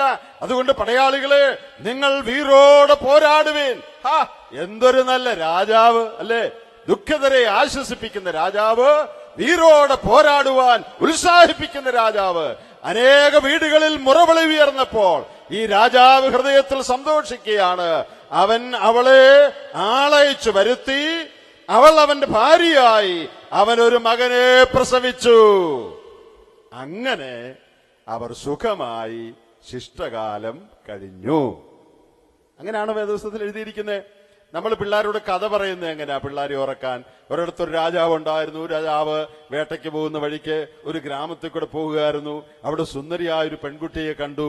അവളെ വളരെ ഇഷ്ടപ്പെട്ടു. രാജാവ് ഉടനെ അവളെ ഭാര്യയായിട്ട് വേണമെന്ന് പറഞ്ഞു. അവളെ ഭാര്യയായിട്ട് അവര് രാജാവിന്റെ അരമനയിൽ കൊണ്ടുവന്നു. രാജാവ് കല്യാണം കഴിച്ചു. അങ്ങനെ രാജാവും രാജ്ഞിയും സുഖമായിട്ട് കഴിഞ്ഞു. അങ്ങനെ നമ്മുടെ കഥ എല്ലാം അവസാനിക്കുന്നത് അല്ലേ? പിള്ളേരോട് പറയുന്ന കഥയെല്ലാം അങ്ങനെ അവസാനിക്കുന്നത്. അങ്ങനാണോ ഈ കഥ അവസാനിച്ചത്? അവളെ ആളെ കൊന്നു, ഭർത്താവിനെ കൊന്നു, ഭാര്യയെ കിട്ടി, ഭാര്യ കൂടെ തന്റെ ഭാര്യയായി വന്നു, അവൾ ഒരു മകനെ പ്രസവിച്ചു. അങ്ങനെ സന്തോഷമായി രാജാവ് ദാവീദ് ശിഷ്ടകാലം കഴിഞ്ഞു. അങ്ങനെയാണ് വേദപുസ്തകത്തിൽ എഴുതിയിരിക്കുന്നത്. അങ്ങനെ എഴുതുമെന്നാണ് ചിലർ വിചാരിച്ചിരിക്കുന്നത്. അങ്ങനെ എഴുതും, അങ്ങനെ സംഭവിക്കുമെന്നാണ് വിശ്വാസികൾ ഉൾപ്പെടെ അനേകർ വിചാരിച്ചിരിക്കുന്നത്. തെറ്റായ കാര്യങ്ങൾ ചെയ്തിട്ട്, അത് സാൻമാർഗിക ജീവിതത്തിലാകണമെന്നില്ല, മറ്റേതെങ്കിലും മേഖലയിലാകട്ടെ, സൂത്രം പ്രയോഗിച്ചിട്ട്, മറ്റുള്ളവനെ വഞ്ചിച്ചിട്ട്, മറ്റുള്ളവരെ ചതിച്ചിട്ട്, മറ്റുള്ളവരെ ചതിച്ച് കല്യാണം കഴിപ്പിച്ചിട്ട്, മറ്റുള്ളവരെ ചതിച്ച് പണമിടപാടുകൾ നടത്തിയിട്ട്, മറ്റുള്ളവരെ ചതിച്ച് അവരുടെ വസ്തുവക അപഹരിച്ചിട്ട്, മറ്റുള്ളവരെ ചതിച്ച് ഏതെങ്കിലുമൊക്കെ നിലയിൽ വിഷമിപ്പിച്ചിട്ട് ബുദ്ധിമുട്ടിലാക്കിയിട്ട് സുഖമായിട്ട് കഴിയാമെന്ന് വിചാരിക്കുന്ന അനേക ആളുകൾ ഈ ലോകത്തിലുണ്ട്. ഇന്ന് രാത്രി ഇവിടെ വല്ലവരും ഉണ്ടോ എന്ന് എനിക്ക് അറിഞ്ഞുകൂടാ. ഉണ്ടെങ്കിൽ നിങ്ങളോട് ഞാൻ പറയുകയാണ്, പ്രസംഗികളുടെ പ്രഭുവായ സ്പർജൻ പറഞ്ഞ ഒരു വാചകമാണ് എന്റെ മനസ്സിൽ വരുന്നത്. God does not allow his children to sin successfully. പ്രസംഗികളുടെ പ്രഭുവായ സ്പർജൻ പറയാണ്, God does not allow his children to sin successfully. വിജയകരമായി പാപം ചെയ്ത് ജീവിക്കാൻ, അല്ലെങ്കിൽ പാപം ചെയ്യാൻ ദൈവം തന്റെ മക്കളെ ഒരിക്കലും അനുവദിക്കയില്ല. സൂത്രത്തിൽ കാര്യങ്ങൾ സാധിച്ചിട്ട് ശിഷ്ടായുസ് സമാധാനത്തോടെ ആ നേടിയെടുത്ത, തട്ടിയെടുത്ത വസ്തുവ കൊണ്ട് ഞാനും എന്റെ ഭാര്യയും എന്റെ മക്കളും സുഖമായി കഴിയും, അല്ലെങ്കിൽ നേടിയെടുത്ത സ്ത്രീയെ കൊണ്ട് സന്തോഷിച്ച് ഞങ്ങൾ കുടുംബജീവിതം കഴിയും, അങ്ങനെ ആരും വിചാരിക്കാൻ പാടില്ല. കാരണം എന്താണെന്നറിയാമോ? ഈ അധ്യായത്തിന്റെ ഒടുവിൽ ഒരു കൊച്ചു വാചകം ചേർത്തിട്ടുണ്ട്. ആ വാചകം ഇല്ലായിരുന്നെങ്കിൽ സംഗതി സുഖമായിരുന്നേനെ. എന്നാൽ അങ്ങനെ ഒരു വാചകമുണ്ട്. എന്താ വാചകം? എന്നാൽ ദാവീദ് ചെയ്തത് യഹോവയ്ക്ക് അനിഷ്ടമായിരുന്നു. ഇന്ന് രാത്രി എന്റെ സഹോദരി സഹോദരന്മാരെ, സ്വർഗത്തിൽ ഒരു ദൈവം ജീവിക്കുന്നു. നിങ്ങൾ പറഞ്ഞേക്കാം, അതിപ്പോ ആർക്കും അറിയാൻ പറ്റാത്ത എല്ലാവർക്കും അറിയാം. എല്ലാവർക്കും അറിയാമെന്നുള്ളത് ശരിയാണെങ്കിലും ആ ഓർമ്മയിലല്ല പലപ്പോഴും നമ്മൾ ജീവിക്കുന്നത്. ഞാൻ എന്റെ കാര്യം സാധിച്ചു എന്ന് വിചാരിച്ച് സന്തോഷിച്ചിരിക്കുന്ന അനേക ആളുകൾ ലോകത്തിലുണ്ട്. എന്നാൽ സ്വർഗത്തിൽ ഒരു ദൈവം ജീവിക്കുന്നു. ദാവീദ് ചെയ്തത് യഹോവയ്ക്ക് അനിഷ്ടമായിരുന്നു. What David did was displeasing to God. ചില തർജ്ജമകളിൽ എഴുതിയിരിക്കുന്നത് what David did was evil in the sight of the Lord. രണ്ട് നിലയിലും രേഖപ്പെടുത്തിയിട്ടുണ്ട്. രണ്ടും ഒന്ന് തന്നെയാണ്. ദാവീദ് ചെയ്തത് ദൈവത്തിന്റെ സന്നിധിയിൽ അനിഷ്ടമായിരുന്നു. ദാവീദ് ചെയ്തത് ദൈവത്തിന്റെ സന്നിധിയിൽ ദുഷ്ടതയായിരുന്നു. ഞാനൊന്നുകൂടെ പറയട്ടെ, ദാവീദ് ആളയച്ച് അവളെ വരുത്തി തന്റെ ഭാര്യയാക്കി ഒരു കുഞ്ഞിനെ അവൾ പ്രസവിച്ചു. അതോടെ ശുഭം പര്യവസാനം എന്നല്ല വേദപുസ്തകം പറയുന്നത്. അങ്ങനെ സൂത്രത്തിൽ വേറെ ആരും അറിയാതെ രഹസ്യത്തിൽ വളരെ ബുദ്ധിയോടെ കൗശലത്തോടെ വലിയൊരു പ്ലോട്ട്, വലിയൊരു സ്ട്രാറ്റജി ഉപയോഗിച്ച്, വലിയൊരു തന്ത്രം ഉപയോഗിച്ച് അവൻ കാര്യങ്ങൾ സാധിച്ചെങ്കിലും അവൻ ചെയ്തത് യഹോവയ്ക്ക് അനിഷ്ടമായിരുന്നു. ഇന്ന് രാത്രി ഈ ഭാഗത്തുനിന്ന് 3 കാര്യങ്ങളാണ് പാപത്തോടുള്ള ബന്ധത്തിൽ പറയാൻ ഞാൻ ആഗ്രഹിക്കുന്നത്. ഒന്നാമത് ഞാൻ പറയാൻ ആഗ്രഹിക്കുന്ന കാര്യം ഇവിടെ എഴുതിയിരിക്കുന്ന കാര്യം തന്നെയാണ്. നാം ചെയ്യുന്ന ഏത് പാപവും ദൈവത്തിന് അനിഷ്ടകരമാണ്. ദൈവസന്നിധിയിൽ അത് ദുഷ്ടതയാണ്. Every sin we commit, every evil we commit is displeasing in the sight of the Lord. Every sin is evil in the sight of the Lord. നാം ചെയ്യുന്ന ഓരോ പാപവും ദൈവത്തിന് ദുഃഖം വരുത്തുന്നതാണ്. ദൈവത്തിന് പ്രസാദകരമല്ല. ദൈവസന്നിധിയിൽ ദുഷ്ടതയാണ്. ഇത് നാം മനസ്സിലാക്കിയിട്ടുണ്ടോ? 51-ാം സങ്കീർത്തനം നമുക്ക് എല്ലാവർക്കും അറിയാവുന്ന ഒരു സങ്കീർത്തനമാണ്. അവിടുന്ന് ഒരു വാക്യം നമുക്കൊന്ന് വായിക്കണം. ദാവീദ് ഈ പാപം ചെയ്തു കഴിഞ്ഞ് നാഥാൻ പ്രവാചകൻ തന്റെ അടുക്കൽ വന്ന് ഈ കാര്യത്തെക്കുറിച്ച് ബോധം വന്നപ്പോൾ ദാവീദ് അനുതാപത്തോടെ പറയുന്ന അനേക കാര്യങ്ങൾ അവിടെ ഉണ്ട്. അതിലൊരു കാര്യം 4-ാം വാക്യം മാത്രം നമുക്കൊന്ന് വായിച്ചു നോക്കാം. പാപത്തെക്കുറിച്ച് ദാവീദ് പറയുന്ന വലിയൊരു സത്യം, അതിന്റെ 4-ാം വാക്യം. നിന്നോട് തന്നെ ഞാൻ പാപം ചെയ്തു, നിനക്ക് അനിഷ്ടമായുള്ളത് ഞാൻ ചെയ്തിരിക്കുന്നു. എന്നാൽ ദാവീദ് ചെയ്തത് യഹോവയ്ക്ക് അനിഷ്ടമായിരുന്നു എന്ന് നമ്മൾ ശമൂവേലിൽ വായിച്ചു.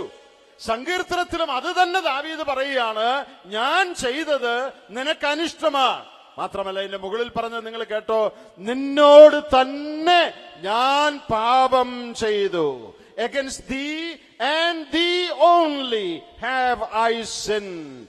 എന്റെ പ്രിയപ്പെട്ടവരെ, ഞാൻ പറയാൻ ആഗ്രഹിച്ച കാര്യം ഇതാണ്. നാം ചെയ്യുന്ന എല്ലാ പാപവും ദൈവത്തിന് വിരോധമായിട്ടുള്ളതാണ്. മാത്രമല്ല നാം ചെയ്യുന്ന എല്ലാ പാപവും ദൈവത്തിന് അനിഷ്ടകരമാണ്. മനുഷ്യർ ചെയ്യുന്ന സകല പാപങ്ങളും ദൈവസന്നിധിയിൽ ദുഷ്ടതയാണ്. നാം ചെയ്യുന്ന ചില പാപങ്ങൾ അയൽക്കാരനെതിരെയായിരിക്കാം. അതിൽ ദൈവത്തിന് എന്നാ കാര്യം എന്ന് ചിലപ്പോൾ നമുക്ക് തോന്നും. അത് ഞാനും അവരുമായിട്ടുള്ള ഒരു അതിര് തർക്കമാണ്. അല്ലെങ്കിൽ ഞാൻ ചെയ്യുന്നൊരു പാപം എന്റെ ഭാര്യക്കെതിരെയായിരിക്കാം. അത് ഞങ്ങളുടെ വീട്ടുകാര്യമാണ്. ദൈവത്തിൽ ഇതിനെന്താ കാര്യം എന്നൊരു പക്ഷേ നീ ചിന്തിച്ചേക്കാം. ഒരു പക്ഷേ നീ പാപം ചെയ്തത് നിന്റെ സഹോദരനെതിരെയായിരിക്കാം. അതിൽ ദൈവത്തിന് എന്താ കാര്യം, അത് ഞങ്ങളുടെ സഭയുടെ കാര്യമാണ് എന്ന് നീ ചിന്തിച്ചേക്കാം. എന്നാൽ തിരുവെഴുത്ത് പഠിപ്പിക്കുന്ന, ഞാൻ ഉറക്കെ പറയാൻ ആഗ്രഹിക്കുന്ന ഒരു വലിയ സത്യം ഇവിടെയുണ്ട്. അതെന്താണെന്നറിയാമോ? ഈ ലോകത്തിൽ ഏത് പാപം നാം ചെയ്താലും, ആർക്കെതിരെ പാപം ചെയ്താലും, ഒന്നാമത് പ്രൈമറിലി അത് ദൈവത്തിനെതിരെയുള്ള പാപമാണ്. 51-ാം സങ്കീർത്തനത്തിന് 4-ാം വാക്യത്തിൽ അതാണ് ദാവീദ് പറയുന്നത്, നിനക്ക് വിരോധമായി തന്നെ ഞാൻ പാപം ചെയ്തു. ദാവീദ് പാപം ചെയ്തത് ബേത്ശേബയ്ക്കെതിരെയല്ലേ? അതെ. ഊരിയാവിനെതിരെയല്ലേ? അതെ. തന്റെ ജനത്തിനെതിരെയല്ലേ? അതെ. അതെല്ലാം ശരിയാണ്. പക്ഷേ ദൈവസന്നിധിയിൽ വരുമ്പോൾ അതെല്ലാം 2-ാം സ്ഥാനത്തേക്ക് മാറ്റപ്പെടുന്നു. ഏത് പാപവും ഒന്നാമത് ദൈവത്തിനെതിരെയുള്ള പാപമാണ്. ഞാൻ ഇങ്ങനെ പറയട്ടെ, every sin committed on the face of this earth is primarily committed against God. ഈ ഭൂമിയുടെ പരപ്പിൽ, ഈ ഭൂമിയുടെ തലത്തിൽ ചെയ്യപ്പെടുന്ന ഏത് പാപവും ഒന്നാമത് ദൈവത്തിനെതിരെയുള്ള പാപമാണ്. നിന്റെ അയൽക്കാരനെതിരെയായിരിക്കാം, ഭാര്യക്കെതിരെയായിരിക്കാം, സഹോദരനെതിരെയായിരിക്കാം, അതൊക്കെ ശരി തന്നെ, തർക്കമില്ല. പക്ഷേ ഒന്നാമത് നാം ചെയ്യുന്ന ഏത് പാപവും ദൈവത്തോടുള്ള വെല്ലുവിളിയാ, ദൈവത്തിന്റെ ധാർമ്മിക പ്രമാണങ്ങളെ ലംഘിക്കുകയാ. പ്രിയപ്പെട്ടവരെ, പാപം എത്ര ഭയങ്കരം. പണ്ട് ബോബനും മോളിയിലാണെന്ന് തോന്നുന്നു മനോരമയുടെ അനേക വർഷം മുമ്പ് ഒരു കാർട്ടൂണിലോ മറ്റോ ഞാൻ കണ്ടു, ഒരു പള്ളിയിൽ ഒരു കല്യാണം നടക്കുക. ആ കല്യാണം നടക്കുമ്പോ നമ്മുടെ കല്യാണങ്ങൾക്കും ഇങ്ങനെയൊക്കെ തന്നെയാണെന്ന് എല്ലാവർക്കും അറിയാമല്ലോ. വീഡിയോക്കാരും ഫോട്ടോക്കാരും നിറഞ്ഞതിനകത്ത് നിൽക്കുക. അപ്പോ ആ ഒരു വീഡിയോക്കാരൻ പള്ളിയിലെ കല്യാണം നടത്തുന്ന അച്ഛനോട് പറയാ, അച്ഛനങ്ങ് മാറി നിന്നേ, പള്ളിയിൽ അച്ഛൻ എന്നാ കാര്യമെന്ന്. എല്ലാവർക്കും മനസ്സിലായല്ലോ അല്ലെ? പള്ളിയില് അച്ഛൻ എന്നാ കാര്യം, അങ്ങോട്ട് മാറി നിൽക്ക. പള്ളിയിൽ അച്ഛന് കാര്യമില്ല, പിന്നെ ആർക്കാ കാര്യമുള്ളത്? പള്ളി കാര്യം ഒന്നാമത് അച്ഛനാണ്. ദൈവത്തിന് എന്നാ കാര്യം? അത് ഞാനും എന്റെ പെങ്ങളും തമ്മിലുള്ള പ്രശ്നമാ, അത് ഞാനും അയൽക്കാരനും തമ്മിലുള്ള പ്രശ്നമാ, അത് ഞാനും ആ സഹോദരനുമായിട്ടുള്ള കൊടുക്കൽ വാങ്ങിന്റെ ഇടപാടാ. ഇതിൽ ദൈവത്തിന് എന്താ കാര്യം എന്ന് ചിന്തിക്കുന്നവരുണ്ടോ? എന്റെ പ്രിയപ്പെട്ടവരെ, ഞാൻ ഒന്നുകൂടി ആ വാചകം പറഞ്ഞ് ആ പോയിന്റ് വിടട്ടെ. നാം ഈ ലോകത്തിൽ ചെയ്യുന്ന എല്ലാ പാപവും, അത് ആർക്കെതിരെയാണെങ്കിലും ഏത് വിഷയത്തിലാണെങ്കിലും ദൈവത്തിനെതിരെ ഉള്ള പാപമാണ്. Every sin we commit against a holy God. അതാണ് നാം വായിച്ചത്. അവൻ ചെയ്തത് യഹോവയ്ക്ക് അനിഷ്ടമായിരുന്നു. രണ്ടാമത് താഴോട്ട് നാം വായിച്ചു വരുമ്പോൾ വേറൊരു സത്യം പാപത്തോടുള്ള ബന്ധത്തിൽ നമുക്കറിയാവുന്നതെങ്കിലും ഈ ഭാഗത്തു നിന്ന് ചൂണ്ടിക്കാണിക്കാൻ ഞാൻ ആഗ്രഹിക്കുകയാണ്. നാം താഴോട്ട് വായിച്ചു വരുമ്പോൾ 2 ശമൂവേൽ 12-ാം അധ്യായത്തിന്റെ 11-ന്റെ ഒടുവാണ് നമ്മൾ നേരത്തെ വായിച്ചത്. 12-ാം അധ്യായത്തിലേക്ക് വരിക. ആ 12-ാം അധ്യായത്തിന്റെ ആദ്യം മുതൽ, അത് മുഴുവൻ ഇപ്പോൾ വിവരിക്കാനോ വായിക്കാനോ സമയമില്ല, നിങ്ങൾ മിക്കപേർക്കും അതറിയാം. അവിടെ ദാവീദിന്റെ അടുക്കൽ നാഥാൻ പ്രവാചകനെ ദൈവം അയക്കുകയും നാഥാൻ പ്രവാചകൻ ദാവീദിന്റെ പാപത്തെക്കുറിച്ച് അവന് ബോധം വരുത്തുമാറ് ദൈവാത്മാവിൽ സംസാരിക്കുകയും ചെയ്തു. ദാവീദിന് തന്റെ പാപത്തെക്കുറിച്ച് ബോധം വന്നു, അവൻ അനുതപിച്ചു, അവൻ നിലവിളിച്ചു. അപ്പോൾ നാഥാൻ പ്രവാചകൻ പറഞ്ഞ ഒരു വാചകം അതിന്റെ 13-ാം വാക്യത്തിലുണ്ട്. അതൊന്ന് വായിക്കുക. 12-ന്റെ 13-ാമത്തെ വാക്യം. ദാവീദ് നാഥാനോട്, ഞാൻ യഹോവയോട് പാപം ചെയ്തിരിക്കുന്നു എന്ന് പറഞ്ഞു. അതിന് നാഥാൻ ദാവീദിനോട്, യഹോവ നിന്റെ പാപം മോചിച്ചിരിക്കുന്നു, നീ മരിക്കയില്ല. യഹോവ നിന്റെ പാപം മോചിച്ചിരിക്കുന്നു. ദാവീദ് ചെയ്തത് അതിഭയാനകമായ പാപമാണ്. അത് ദൈവത്തിന് അനിഷ്ടകരമാണ്, അത് ദൈവസന്നിധിയിൽ ദുഷ്ടതയാ എന്ന് വരികിലും അവൻ അനുതപിച്ചപ്പോൾ ദൈവം പറയുകയാണ് നാഥാൻ വഴി, നിന്റെ പാപം മോചിച്ചിരിക്കുന്നു, നീ മരിക്കയില്ല. ഞാൻ ഈ ഭാഗത്തുനിന്ന് പറയാൻ ആഗ്രഹിച്ച രണ്ടാമത്തെ കാര്യം, എവറി സിൻ ക്യാൻ ബി ഫോർഗിവൺ. നമ്മുടെ ഏത് പാപവും ക്ഷമിക്കപ്പെടുവാൻ കഴിയും. ദൈവത്തിന് സ്തോത്രം. ഈ ദൈവത്തെ പോലെ അകൃത്യങ്ങളും പാപങ്ങളും ക്ഷമിക്കുന്ന ഒരു ദൈവം വേറെ ആരുള്ളൂ? ഏത് പാപവും ക്ഷമിക്കപ്പെടുവാൻ കഴിയും. പ്രിയപ്പെട്ടവരെ, ഇവിടെ ദാവീദ് ചെയ്ത പാപം എത്രയോ ഭയങ്കരമാണ്. അവൻ വ്യഭിചാരം ചെയ്തു, അവൻ കൊലപാതകം ചെയ്തു, അനേകരുടെ കുറ്റമില്ലാത്ത രക്തം അവൻ ചിന്നി. യുദ്ധത്തിൽ എതിർച്ചയാ സംഭവിച്ചതല്ല, മനഃപൂർവം സംഭവിപ്പിച്ചതാണ്. ആ പാപം ദൈവം ക്ഷമിക്കുമോ? മനഃപൂർവമായി ചെയ്ത ആ പാപം ദൈവം ക്ഷമിക്കുമോ? എന്താ നാഥാൻ പ്രവാചകൻ പറഞ്ഞത്? അവൻ അനുദപിച്ചപ്പോൾ 51-ാം സങ്കീർത്തനത്തിൽ അനുതാപത്തിന്റെ വാക്കുകൾ നമുക്ക് കാണാം. അവൻ അനുദപിച്ചപ്പോൾ നാഥാൻ പ്രവാചകൻ പറയുകയാണ്, നിന്റെ പാപങ്ങൾ മോചിച്ചിരിക്കുന്നു. പ്രിയപ്പെട്ടവരെ, നമ്മുടെ പാപങ്ങൾ എത്ര ഭയങ്കരമായിരുന്നാലും, എത്ര കറുത്തതായിരുന്നാലും, അത് വ്യഭിചാരമായിരുന്നാലും, കൊലപാതകമായിരുന്നാലും, അത് മദ്യപാനമായിരുന്നാലും, മറ്റേത് ചതിയായിരുന്നാലും, നമ്മുടെ പാപം എത്ര ഗൗരവതരമേറിയതായിരുന്നാലും അനുതാപത്തോടെ ദൈവത്തിങ്കിലേക്ക് നാം മടങ്ങി വരുമെങ്കിൽ നമ്മുടെ പാപങ്ങളെ ക്ഷമിച്ചു തരുവാനുള്ള ഒരു പ്രൊവിഷൻ, അതിനൊരു പദ്ധതി സ്വർഗത്തിലെ ദൈവം ഒരുക്കിയിട്ടുണ്ട്. ആ പദ്ധതി അറിയിക്കുന്ന സന്ദേശത്തിനാണ് സുവിശേഷ പ്രസംഗം എന്ന് പറയുന്നത്. നല്ല വാർത്ത അറിയിക്കുന്ന പ്രസംഗം. അതെന്താണത്? പാപിയായ മനുഷ്യ, നിന്റെ പാപത്തിന്, നാം തിരുവെഴുത്തിൽ വായിക്കുന്ന പോലെ, നാം എല്ലാവരും പാപം ചെയ്ത് ദൈവദേശം നഷ്ടപ്പെടുത്തിയവരാണ്. നാം എല്ലാവരും ദൈവത്തിന്റെ ശിക്ഷ ഒരുപോലെ അർഹിക്കുന്നവരാണ്. പാപത്തിന്റെ ശമ്പളമായ മരണം, ദൈവത്തിൽ നിന്നുള്ള നിത്യമായ വേർപാട്, അത് നാം എല്ലാവരും അർഹിക്കുന്നവരാണ്, നിത്യനരകം. എന്നാൽ ദൈവം നമ്മെ സ്നേഹിച്ച് നമുക്ക് വേണ്ടി മനുഷ്യാവതാരം ചെയ്ത് ഈ ലോകത്തിൽ വന്നു. നമ്മുടെ പാപങ്ങളുടെ ശിക്ഷ മുഴുവൻ കാൽവറിലെ ക്രൂശിൽ തന്റെ മരണത്തിൽ താൻ സഹിച്ചു. അവൻ തന്റെ ശരീരത്തിൽ നമ്മുടെ പാപങ്ങളെ ചുമന്നുകൊണ്ട് ക്രൂശിന്മേൽ കയറിയെന്നാണ് പത്രോസ് ശ്ലീഹ അതിനെക്കുറിച്ച് എഴുതിയിരിക്കുന്നത്. ഞാനും നിങ്ങളും അനുഭവിക്കേണ്ട പാപത്തിന്റെ ശിക്ഷ നമുക്ക് പകരം യേശുക്രിസ്തു തന്റെ ക്രൂശ് മരണത്തിൽ അനുഭവിച്ചു. അതുകൊണ്ടാണ് എന്റെ ദൈവമേ, എന്റെ ദൈവമേ, നീ എന്നെ കൈവിട്ട് എന്തെന്ന് അവൻ നിലവിളിച്ചത്.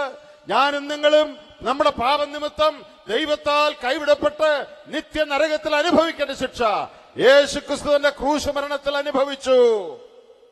ഇതാണ് സുവിശേഷം. പ്രിയ സ്നേഹിത, നിന്റെ പാപത്തിന്റെ ശിക്ഷ നീ ഇനി അനുഭവിക്കേണ്ടതായിട്ടില്ല. നീ അനുതാപത്തോടെ നിനക്ക് വേണ്ടി നിന്റെ പാപത്തിന്റെ ശിക്ഷ അനുഭവിച്ച യേശുക്രിസ്തുവിൽ ശരണപ്പെടുമെങ്കിൽ, കർത്താവേ, ഞാനൊരു പാപി, നിന്റെ ശിക്ഷ അർഹിക്കുന്നവൻ, എന്നാൽ എന്റെ ശിക്ഷ യേശു കർത്താവ് എനിക്ക് വേണ്ടി ക്രൂശ് മരണത്തിൽ സഹിച്ചുവെന്ന് ഞാൻ വിശ്വസിക്കുന്നു. അനുതാപത്തോടെ ഞാൻ നിങ്ങളിലേക്ക് തിരിയുന്നു. എന്റെ പാപങ്ങളുടെ മോചനത്തിന് വേണ്ടി ഞാൻ നിന്നിൽ ശരണപ്പെടുന്നു. എന്നെ രക്ഷിക്കണം കർത്താവേ എന്ന് നീ പറയുമെങ്കിൽ, നിനക്കായി ക്രൂശിൽ മരിച്ചുയർത്ത ദൈവപുത്രനിൽ നീ ശരണപ്പെടുമെങ്കിൽ, നിന്റെ പാപം അതെത്ര വലുതായിരുന്നാലും അത് ക്ഷമിക്കപ്പെടും. അവന്റെ പുത്രനായ യേശുവിന്റെ രക്തം സകല പാപവും പോക്കി നമ്മെ ശുദ്ധീകരിക്കുന്നു. പ്രിയപ്പെട്ടവരെ, ഈ ഭാഗത്ത് ഞാൻ പറയാൻ ആഗ്രഹിച്ച രണ്ടാമത്തെ സത്യം, ഒന്നാമത് പറഞ്ഞത് ഏത് പാപവും ദൈവത്തിന് വിരോധമായിട്ടുള്ളതും ദൈവസന്നിധിയിൽ ദുഷ്ടതയും അനിഷ്ടകരവുമാണ്. രണ്ടാമത് നാം ഇവിടെ കണ്ടത്, ഏത് പാപവും അനുദപിച്ച ദൈവത്തിങ്കിലേക്ക് തിരിഞ്ഞാൽ, പുതിയ നിയമഭാഷയിൽ പറഞ്ഞാൽ യേശുക്രിസ്തുവിന്റെ ക്രൂശ് മരണത്തിൽ പാപി ശരണപ്പെടുമ്പോൾ ഏത് പാപവും ക്ഷമിക്കപ്പെടും. ദാവീദിനോട് അവന്റെ പാപം ക്ഷമിച്ചു എന്നുള്ളതിന്റെ തെളിവ് നാഥാൻ പറഞ്ഞു. എന്താ പറഞ്ഞേ? നിന്റെ പാപം മോചിച്ചിരിക്കുന്നു. അടുത്ത വാക്ക് ആണ് അതിന്റെ ഉറപ്പ്. അതെന്താ? നീ മരിക്കയില്ല. കുലപാതകത്തിനും വ്യഭിചാരത്തിനുമുള്ള ശിക്ഷ ന്യായപ്രമാണത്തിൽ എന്താ കൊടുത്തിരിക്കുന്നത് നമുക്കൊന്ന് വായിച്ചു നോക്കാം. നിയമപ്രകാരം വ്യഭിചാരവും കുലപാതകവും ചെയ്തവന് കിട്ടേണ്ട ശിക്ഷ എന്താ? ലേവിയ പുസ്തകം 20-ാം അധ്യായത്തിന്റെ 10-ാം വാക്യം ആദ്യം വായിക്കാം. ലേവിയ 20:10 ന്യായപ്രമാണം അനുസരിച്ച്, ദൈവത്തിന്റെ പ്രമാണം അനുസരിച്ച് വ്യഭിചാരം ചെയ്യുന്നവനുള്ള കുറ്റം, അവന്റെ ശിക്ഷ എന്താ?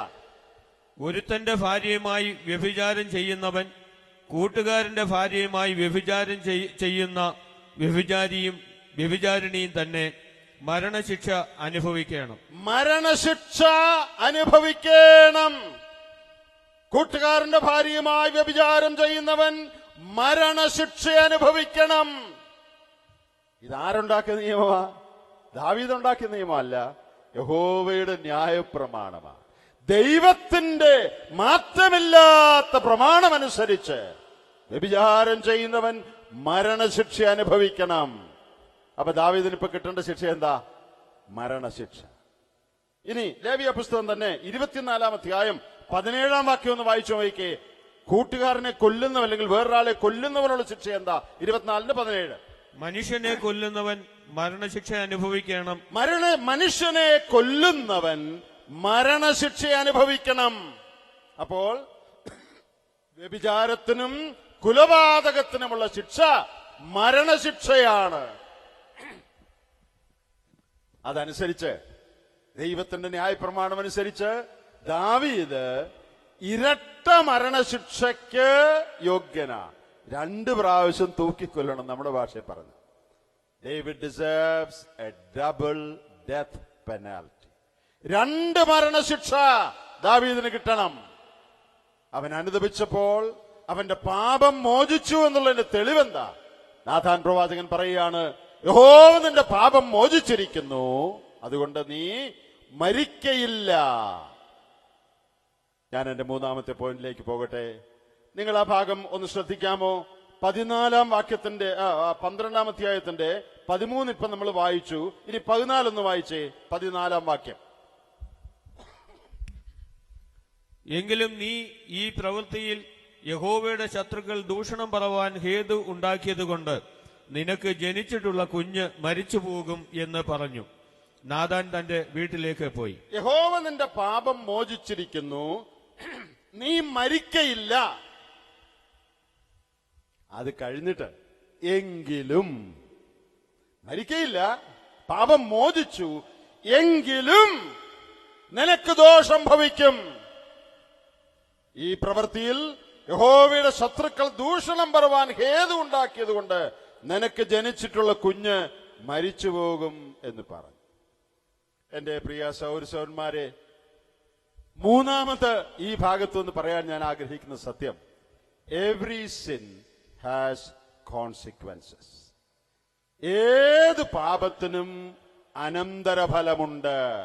ഏത് പാപത്തിനും പാപത്തിന്റെ സ്വഭാവം അനുസരിച്ചുള്ള പരിണതഫലങ്ങളുണ്ട്. According to the nature and degree and gravity of sin. പാപത്തിന്റെ സ്വഭാവം, ഗാംഭീര്യം, കാഠിന്യം, ഗൗരവം അനുസരിച്ചുള്ള അനന്തരഫലങ്ങൾ ഏത് പാപത്തിനുമുണ്ട്. ഞാനൊരു കാര്യം ഇവിടെ പ്രത്യേകമായിട്ട് പറയാൻ ആഗ്രഹിക്കുകയാണ്. നാം സാധാരണ ധരിച്ചു വെച്ചിരിക്കുന്നതും നമ്മുടെ ഇടയിൽ സാധാരണ വിശ്വാസികൾക്കുള്ളതുമായ ധാരണ, രക്ഷ നഷ്ടപ്പെടുകയില്ല. അത് ശരി തന്നെ, നമ്മളെല്ലാം അത് വിശ്വസിക്കുന്നു. ഏത് പാപം രക്ഷിക്കപ്പെട്ടവൻ ചെയ്താലും രക്ഷ നഷ്ടപ്പെടുകയില്ല. എന്നാൽ പാപം ചെയ്തിട്ട് ആ പാപം ഏറ്റു പറഞ്ഞാൽ മതി, അതോടെ സകല പ്രശ്നങ്ങളും തീരുമെന്നാണ് വലിയൊരു പങ്ക് വിശ്വാസികളും വിചാരിച്ചിരിക്കുന്നത്. പാപം ചെയ്തിട്ട് രക്ഷ ഏതായാലും നഷ്ടപ്പെടുകയല്ലോ, ആ പാപം ഏറ്റു പറഞ്ഞാൽ മതി. കൂട്ടുകാരനെ കളിപ്പിച്ചിട്ട് ഏറ്റു പറഞ്ഞാൽ മതി. വേറൊരു കാര്യം ചെയ്തിട്ട് ഏറ്റു പറഞ്ഞാൽ മതി. കൂട്ടുകാരനെതിരെ എഴുതി വിട്ടിട്ട് ഏറ്റു പറഞ്ഞാൽ മതി. ദൈവം ക്ഷമിക്കും, അതോടെ സകല പ്രശ്നങ്ങളും തീരും എന്നാണ് സാധാരണ ആളുകൾ വിചാരിച്ചിരിക്കുന്നത്. ഇന്ന് രാത്രി ഞാൻ നിങ്ങളോട് പറയട്ടെ, അങ്ങനെ വേദപുസ്തകം പഠിപ്പിക്കുന്നില്ല. പാപങ്ങൾ ഏറ്റുപറഞ്ഞാൽ ക്ഷമിക്കുമെന്നുള്ളത് വേദപുസ്തകം പഠിപ്പിക്കുന്നുണ്ട്. 1 യോഹന്നാൻ 1:9, നമ്മുടെ പാപങ്ങളെ നാം ഏറ്റുപറയുമെങ്കിൽ അവൻ നമ്മോട് സകല പാപവും ക്ഷമിച്ച് നമ്മെ നീതീകരിക്കുവാൻ വിശുദ്ധനും വിശ്വസ്തനും നീതിമാനുമാകുന്നു. നമ്മുടെ ദൈവം പാപം ക്ഷമിക്കുന്ന ദൈവമാണ്. നീ രക്ഷിക്കപ്പെട്ട് കഴിഞ്ഞ് നിന്റെ ജീവിതത്തിൽ ഉണ്ടാകുന്ന ഏത് പാപവും, പാപം ചെയ്യരുത്, എന്നാൽ ഉണ്ടായിപ്പോയാൽ അത് ഏറ്റുപറഞ്ഞാൽ ദൈവം ക്ഷമിക്കും, സംശയമില്ല. എന്നാൽ ദൈവം പാപം ക്ഷമിക്കുന്നതോടുകൂടെ ആ പാപത്തിന്റെ പ്രശ്നങ്ങളെല്ലാം തീരുമെന്ന് വേദപുസ്തകം പഠിപ്പിക്കുന്നില്ല. മാത്രമല്ല, പ്രശ്നങ്ങൾ തീരുകയില്ലെന്നാണ് വേദപുസ്തകം പഠിപ്പിക്കുന്നത്. ഞാൻ ചോദിക്കട്ടെ, ഈ വിഷയത്തെക്കുറിച്ചുള്ള എത്ര പ്രസംഗവും ബൈബിൾ ക്ലാസ്സും നിങ്ങൾ കേട്ടിട്ടുണ്ട്? പാപം ഏറ്റുപറഞ്ഞ് ഉപേക്ഷിച്ചാലും പിന്നെയും കുഴപ്പമുണ്ട് എന്ന് എത്ര പ്രസംഗം നിങ്ങൾ കേട്ടിട്ടുണ്ട്? മിക്ക വിശ്വാസികളും തങ്ങളെ തന്നെ ആശ്വസിപ്പിച്ചിരിക്കുന്നത് പാപം ചെയ്തു, ഏറ്റുപറഞ്ഞു, ദൈവം ക്ഷമിച്ചു, അതോടെ സകല പ്രശ്നവും തീർന്നെന്നാണ്.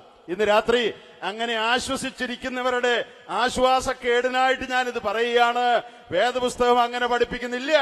പാപം ക്ഷമിക്കപ്പെടുമെങ്കിലും പാപത്തിന്റെ ഗൗരവം അനുസരിച്ചുള്ള കുഴപ്പങ്ങൾ ജീവിതത്തിൽ ഉണ്ടാകുമെന്നാണ് വേദപുസ്തകം പഠിപ്പിക്കുന്നത്. നിന്റെ പാപം ക്ഷമിച്ചിരിക്കുന്നു, നീ മരിക്കയില്ല എന്ന് പറഞ്ഞിട്ട് പിന്നെ ഒരു എങ്കിലും എന്ന് പറയേണ്ട കാര്യമുണ്ടോ? ഉണ്ടോ? പിന്നെന്തിനാ കുഞ്ഞു മരിച്ചു പോകുന്നത്? പാപം ക്ഷമിച്ചു, നീ മരിക്കയില്ല, പിന്നെന്തിനാ കുഞ്ഞിനെ കൊല്ലുന്നത്? ഞാനത് പുറകെ പറയാം. നിങ്ങൾ അതിന്റെ മുകളിലേക്കൊന്ന് വരാമോ? അതിന്റെ 10 മുതൽ 14 വരെയുള്ള വാക്യങ്ങൾ നിങ്ങൾ വായിക്കുമ്പോ പാപത്തിന്റെ പരിണതഫലമായി ദാവീദിന്റെ ജീവിതത്തിൽ നടക്കാൻ പോകുന്ന 4 കാര്യങ്ങളെ കുറിച്ച് അവിടെ പറഞ്ഞിട്ടുണ്ട്. 12 അധ്യായത്തിന്റെ 10 വാക്യത്തിൽ വാൾ നിന്റെ ഗൃഹത്തെ വിട്ടുമാറുകയില്ല. 12 അധ്യായത്തിന്റെ 11 വാക്യത്തിൽ നിന്റെ കുടുംബത്തിൽ നിന്ന് തന്നെ നിനക്ക് ശത്രുതയുണ്ടാകും. 11 വാക്യത്തിന്റെ ഒടുവിൽ നിന്റെ ഭാര്യമാരോട് മറ്റുള്ളവർ അപമര്യാദയായി പെരുമാറും. പിന്നെ 12 അധ്യായത്തിന്റെ 14 വാക്യത്തിൽ നിനക്ക് ജനിച്ചിട്ടുള്ള കുഞ്ഞ് മരിച്ചു പോകും. ഞാൻ ചോദിക്കട്ടെ, ദൈവം ദാവീദിന്റെ പാപം ക്ഷമിച്ചോ? ഏറ്റു പറഞ്ഞപ്പോൾ ക്ഷമിച്ചോ? ക്ഷമിച്ചു. കുഞ്ഞു മരിക്കുമോ? മരിക്കും. വാൾ ഗൃഹത്തെ വിട്ട് മാറാതിരിക്കുമോ? മാറാതിരിക്കും. അന്യർ നിന്റെ ഭാര്യമാരോട് അപമര്യാദയായി പെരുമാറുമോ? പെരുമാറും. നിന്റെ കുടുംബത്തിൽ നിന്ന് നിനക്ക് ദോഷം വരുമോ? ദോഷം വരും. ദൈവം പാപം ക്ഷമിച്ചോ? ക്ഷമിച്ചു. ഇതെല്ലാം കൂടെ എങ്ങനെ പൊരുത്തപ്പെടുന്നത്? അല്ലേ, അതാണ് നമ്മുടെ പ്രശ്നം. നമ്മുടെ പ്രശ്നം അതാ. ഇതെല്ലാം കൂടെ എങ്ങനെയാ പൊരുത്തപ്പെടുന്നത്? ഞാനിത് പ്രസംഗിച്ച അനേക സ്ഥലത്ത് ആളുകൾ ഇത് ചോദിച്ചിട്ടുണ്ട്. ദൈവം പാപം ക്ഷമിച്ചെന്ന് പറഞ്ഞിട്ട് പിന്നെ എന്താ ഇത്? എന്റെ പ്രിയപ്പെട്ടവരെ, തിരുവെഴുത്ത് പഠിപ്പിക്കുന്ന ഒരു ഉത്തരം ഞാൻ നിങ്ങളോട് പറയാം. വേദപുസ്തകത്തിലെ ദൈവം പാപം ക്ഷമിക്കുന്ന ദൈവം മാത്രമല്ല, നീതിമാനായ ദൈവം കൂടെയാണ്. ഞാന് ഒരാടെ കാല് തല്ലി ഒടിച്ചെന്ന് വിചാരിക്കുക. ദേഷ്യം കയറി ഇരുമ്പൊടിയായിരുന്നു കയ്യിലിരുന്ന് ഒരാടെ കാല് രണ്ടും തല്ലി ഒടിച്ചു. ഇനി ഒരു ഡോക്ടർക്ക് നന്നാക്കാൻ മേലാതെ വണ്ണം ജീവിതകാലം മുഴുവൻ അയാൾ കിടക്കയിലായി, അല്ലെ വീൽ ചെയറിലായി. ഞാൻ അനുഭവിച്ചു. അയാളോടും ക്ഷമ ചോദിച്ചു, ദൈവത്തോടും ക്ഷമ ചോദിച്ചു. ദൈവം എന്നോട് ക്ഷമിച്ചു. അല്ലേ, ദൈവത്തോട് ക്ഷമ ചോദിച്ചാൽ ദൈവം ക്ഷമിക്കല്ലേ? ദൈവം ക്ഷമിച്ചു. എന്നിട്ട് ഞാന് സ്കൂട്ടറും ഓടിച്ച് പന്തും കളിച്ച് ബാഡ്മിന്റണും കളിച്ച് നടക്കുക.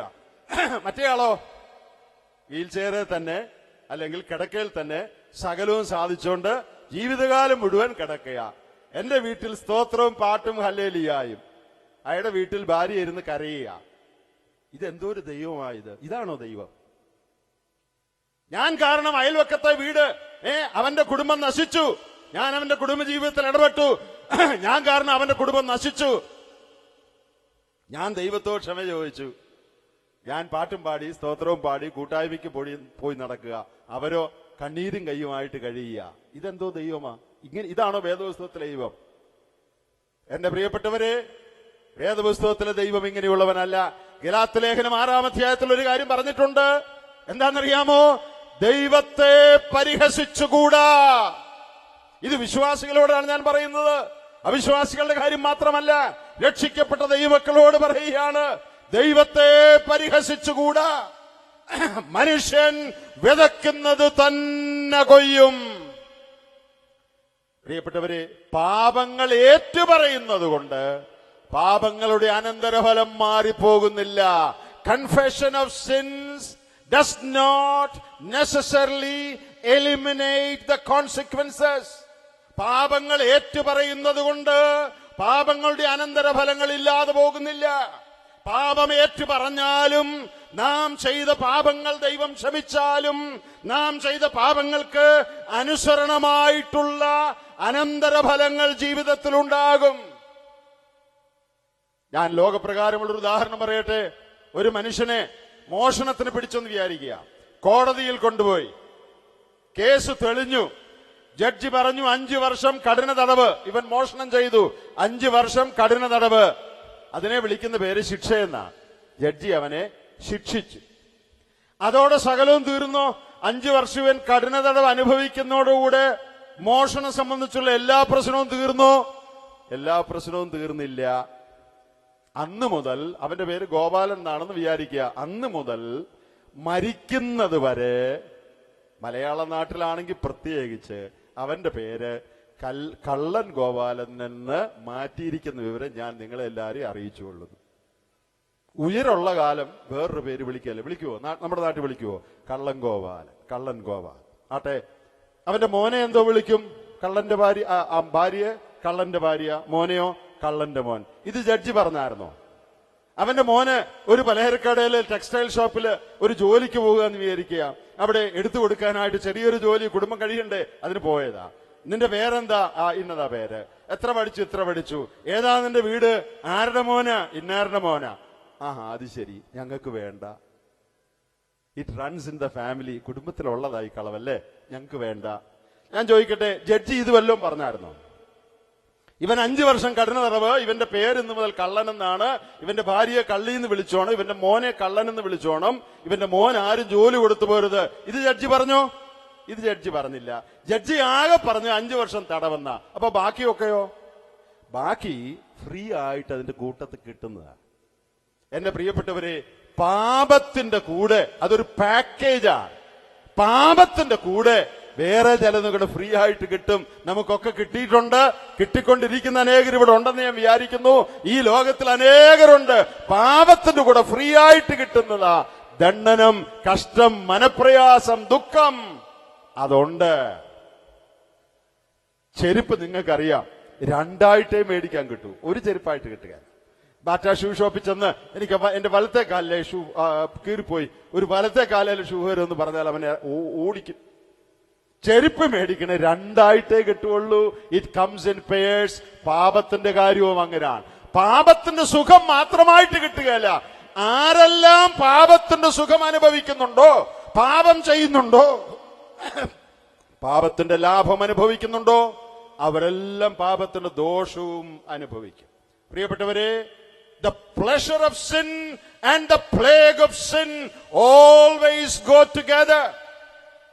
പാപത്തിന്റെ സുഖവും പാപത്തിന്റെ ദുഃഖവും ഒരുമിച്ചേ പോകൂ. രണ്ടായിട്ടേ മേടിക്കാൻ കിട്ടൂ, ഒറ്റയ്ക്ക് കിട്ടുകയല്ല. ഇതൊന്നായിട്ട് കിട്ടിയാൽ കൊള്ളാവും നമുക്കുണ്ട്, പക്ഷെ കിട്ടുകയല്ല. ആർക്കും കിട്ടുകയല്ല. എനിക്കും കിട്ടുകയല്ല, നിങ്ങൾക്കും കിട്ടുകയല്ല.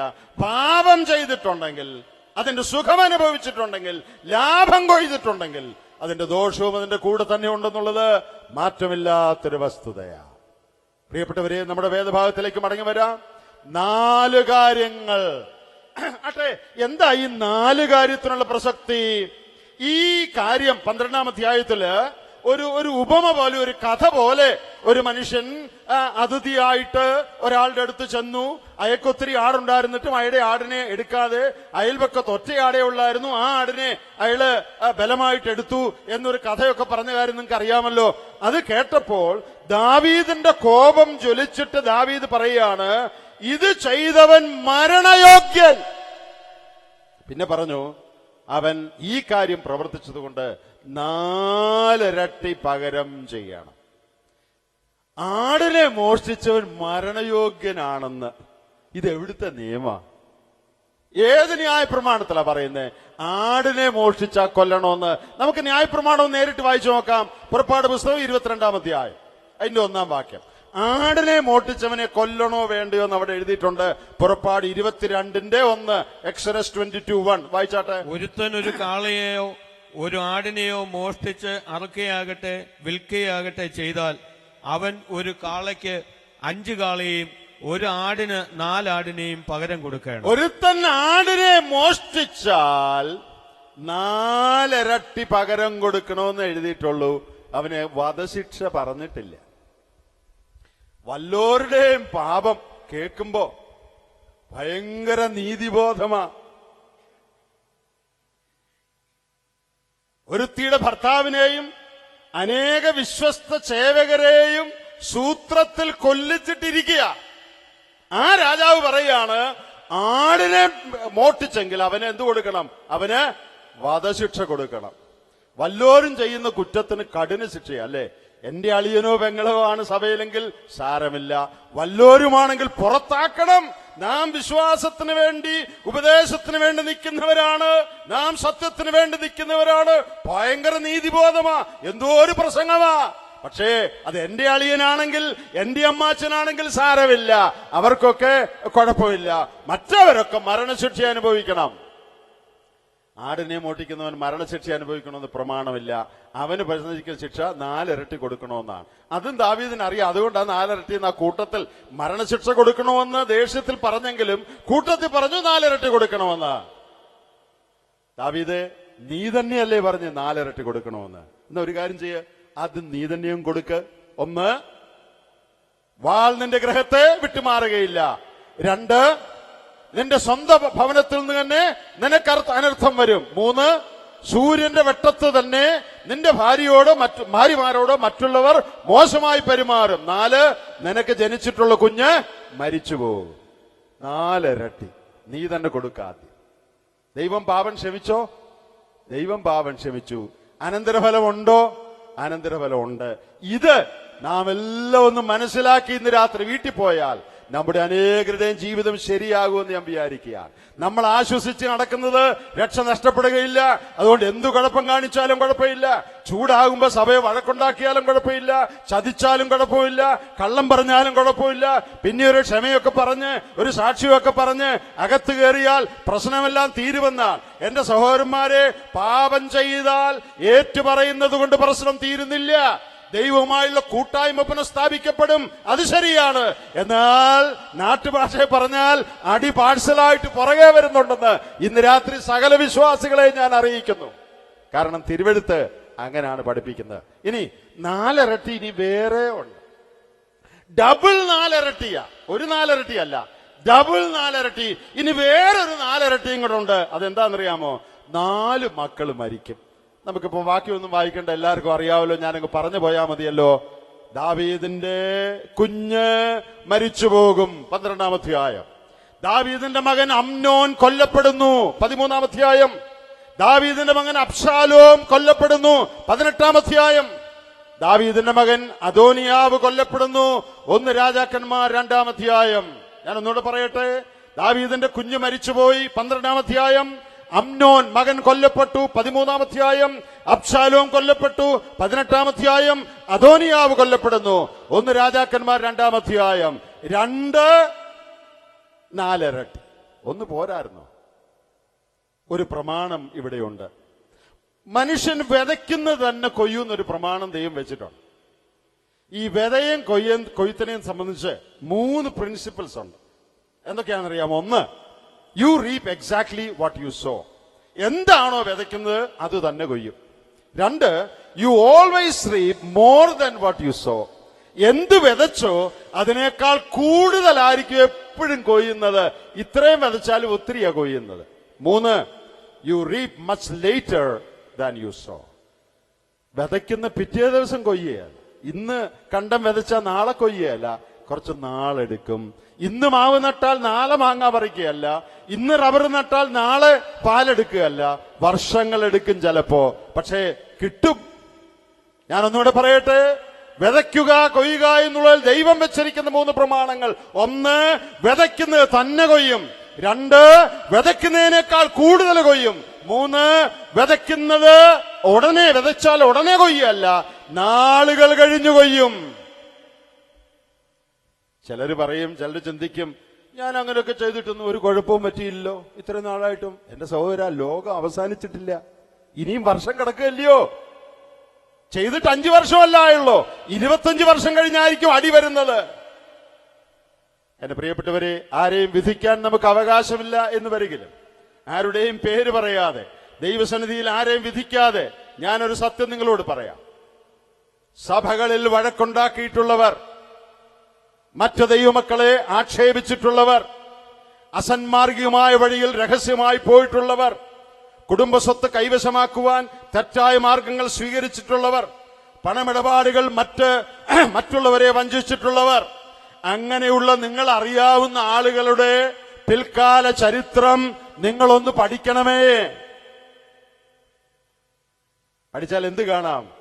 അവരുടെ എല്ലാം കുടുംബങ്ങളിൽ വാള് കാണാം.